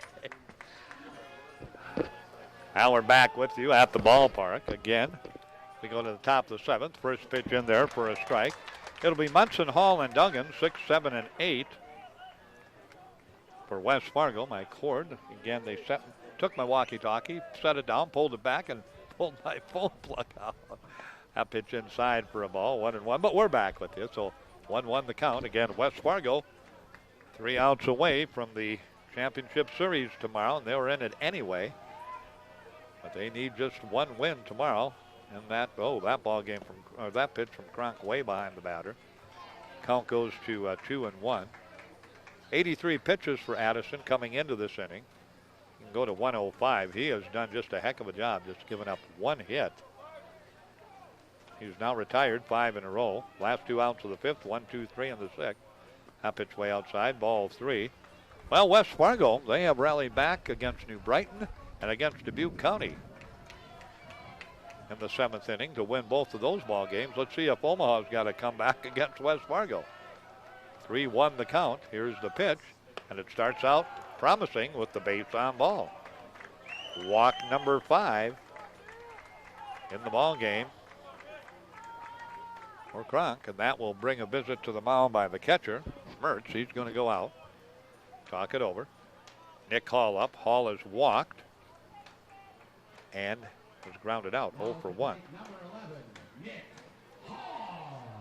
So Nick Hall steps up to the plate. Hall again. Readies himself. Pitch down low for a ball.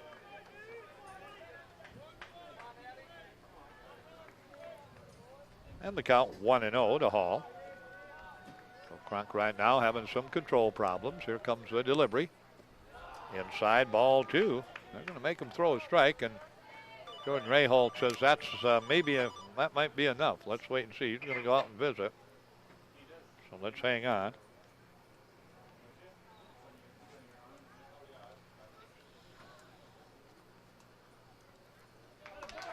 Yep, that's going to be it.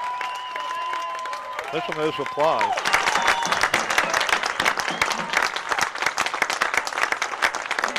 I think they got more than they wanted out of that young man. He pitched a heck of a game this afternoon and this evening. Addison Kronk will leave. 6 innings pitched, gave up just 1 hit, 1 run so far. He struck out 2. His only blemish, he did have a little bit of control problem. And double check the walks here. 1, 2, 3, 4, 5, 6 walks. Yeah, he had 6, or make it 5 walks, 5 walks. Didn't hit a batter. So he did his job, and they're going to have a pitching change. Let's get a number on into the ball game. The pitch now coming in to throw for West Fargo. Faircloth will come in from third base and pitch. I think Jim will just keep it right here. So Faircloth will come in to pitch, and thanks to Jim Dahl back in the studio, got me information on World Series teams from North Dakota, and it's been a while and not very many in the history of the Central Plains Regional. World Series 3 times, 1969, 1989, and the last time 1992. So if my math is right, that's about 26 years ago, and all 3 teams have been Fargo Post 2. So it's been Fargo Post 2. Faircloth warming up. Let's see who we got.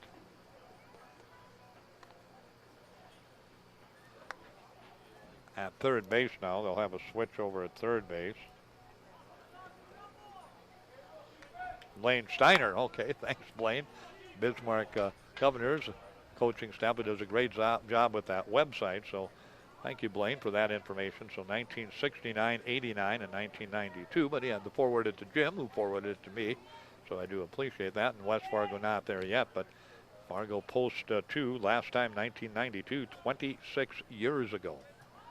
So they're few and far between when a North Dakota team has an opportunity to go to the American Legion World Series, and West Fargo, well, just not there, but they're going to have a chance with 1 win if they can hang on here. The pitch on the way, gets away from the catcher. So Faircloth. Wild pitch, so Faircloth in. Now that runner at second is the responsibility of the lefty, Addison Kronk. And Faircloth comes in and faces Nick Hall.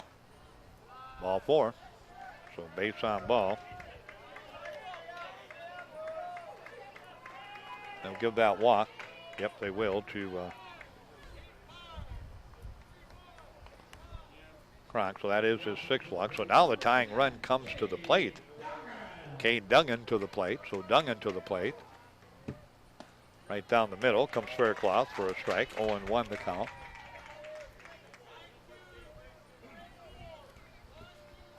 Again, ready on the mound. Faircloth in relief.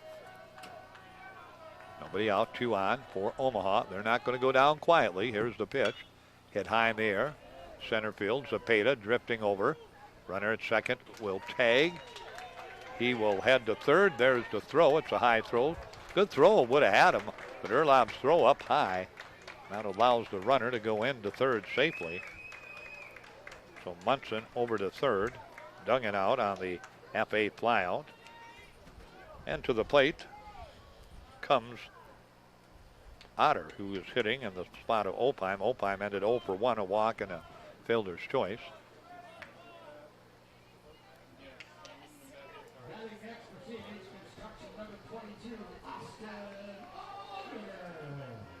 And a new third baseman. I'm trying to pick up the number off his jersey down there. Number 9 hitter, batting for the first time in this ball game. Otter, who came in to catch. Pitch low and away. Good eye by Otter. Faircloth. Misses. 1 out, 2 on. 5-2, West Fargo in the lead. Pitch on the way.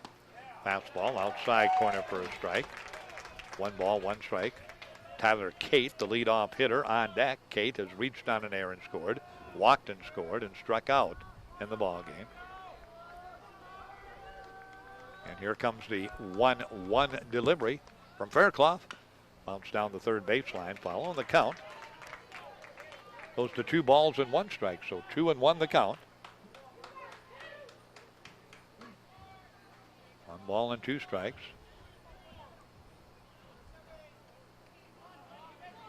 Off of first base, Hall. Off of third base, Munson. On the mound, Faircloth.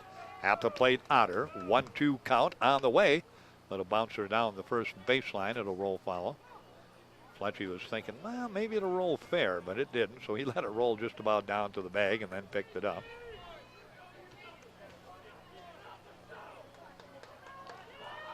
Again, 1-2 count.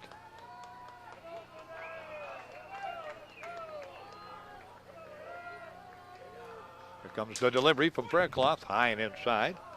Otter ducks out of the way. 2 balls, 2 strikes, 1 out, 2 on for Omaha. C&H Construction here in the top of the 7th. They're down 5-2. They need 3 to tie, 4 to take the lead, 3 to keep playing. This one hit high in the air, center field. Drifting over, it'll be deep enough to score the runner from third. Coming up with it is Zepeda, and he'll just slip it back into second base. So Otter, give him a sacrifice fly. RBI for Otter. He goes out F8, coming in to score. Munson makes it a 5-3 ball game. Tying run still at the plate. That'll bring Tyler Cate now to the plate with 2 outs.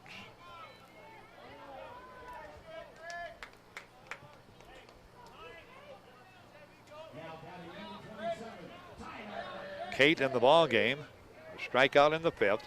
A walk and a run scored in the 3rd. Reached on an air on Jacobson at second in the 1st and scored. So he is 0 for 2 in the ball game with 2 runs scored. Cate hits from the left-hand side, the leadoff hitter, the tying run down this ball game. Faircloth comes on the outside portion of the plate for the left-hander. Cate with a strike. 0-1 the count.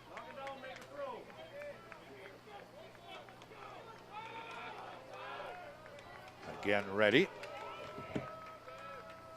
Faircloth with the delivery. Half pitch a little bit high. Same part of the plate, just a little bit high and outside. And the count, 1 ball and 1 strike. So 1 ball, 1 strike.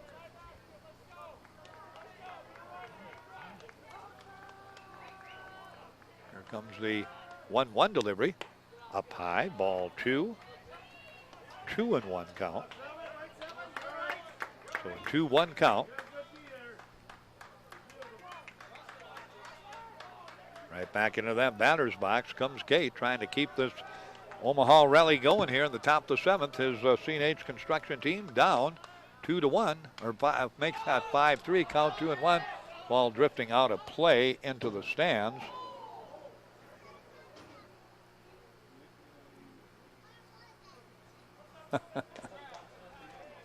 West Fargo fans over there had a chance to field it. They didn't.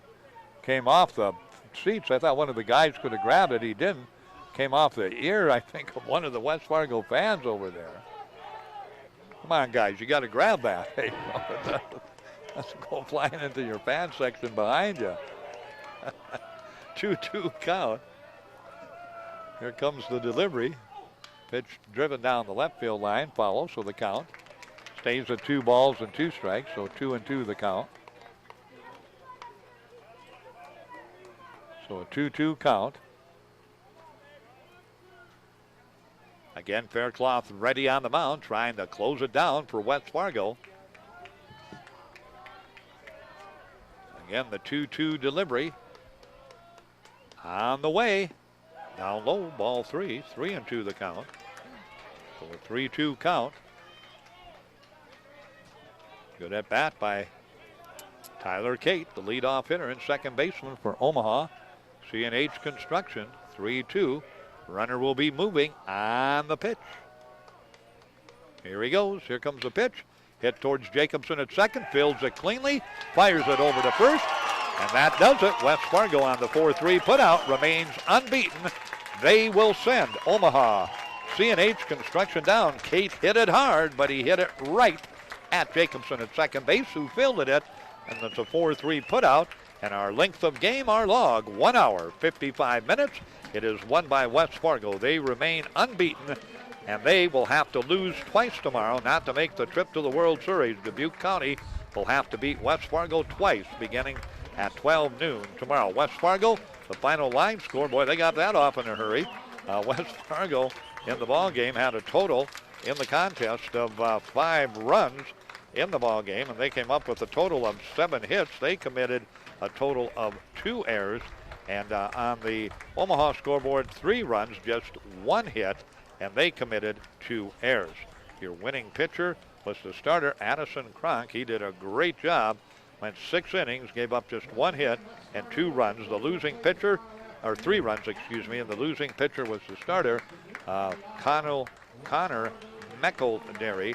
So Connor McElderry is the loser in the ball game, and Omaha will end its season with a record of 43-11.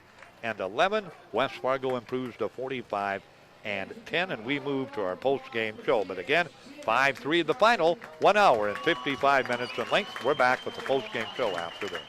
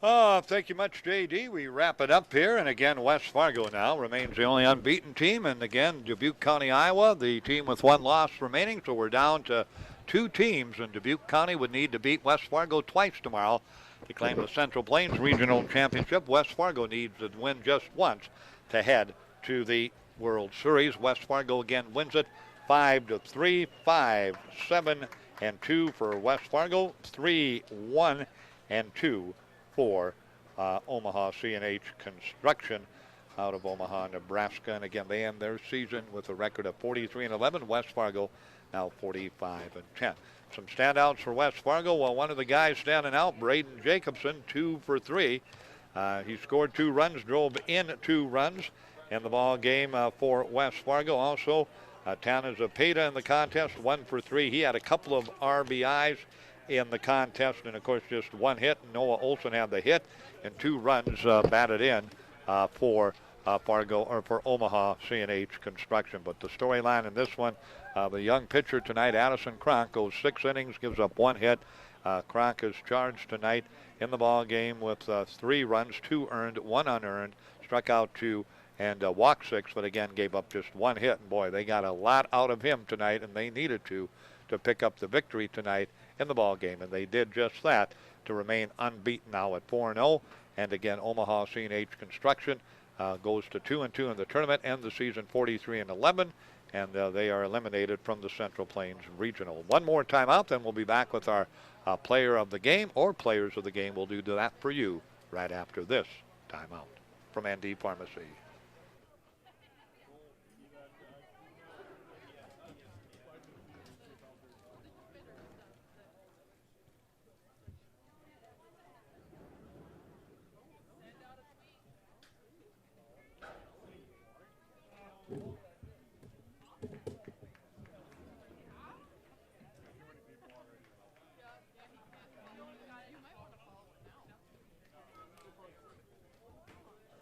Well, we are going to split it up. Our player of the game honors, we'll split it up between the young man on the mound tonight, Addison Cronk, the 1 hitter, 6 innings. He got the victory on the mound. And Braden Jacobson at the plate, 2 for 3 with 2 runs driven in. And Braden also scored 2 runs.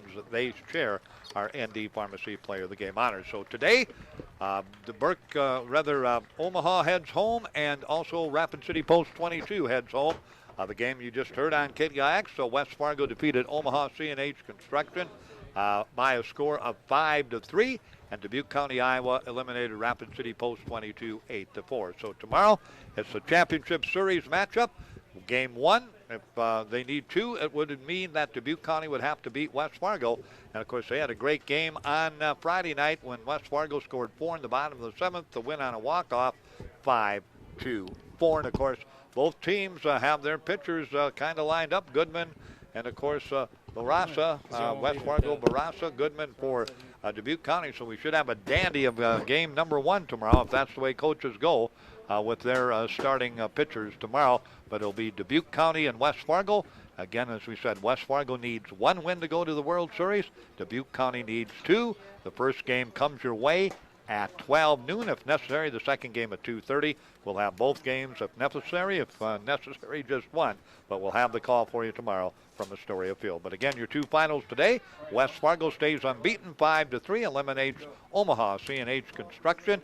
And Dubuque County stays alive into the championship series tomorrow. They eliminate Rapid City Post 22, 8-4. On a hot afternoon and hot evening, we hope you enjoyed it. From Astoria Field, Dakota Community Bank and Trust Ballpark, for our sponsors and Jim Dow, I'm Rod Kleinion. Until tomorrow at high noon, have a great weekend. Stay cool, and so long, everyone, from Astoria Field.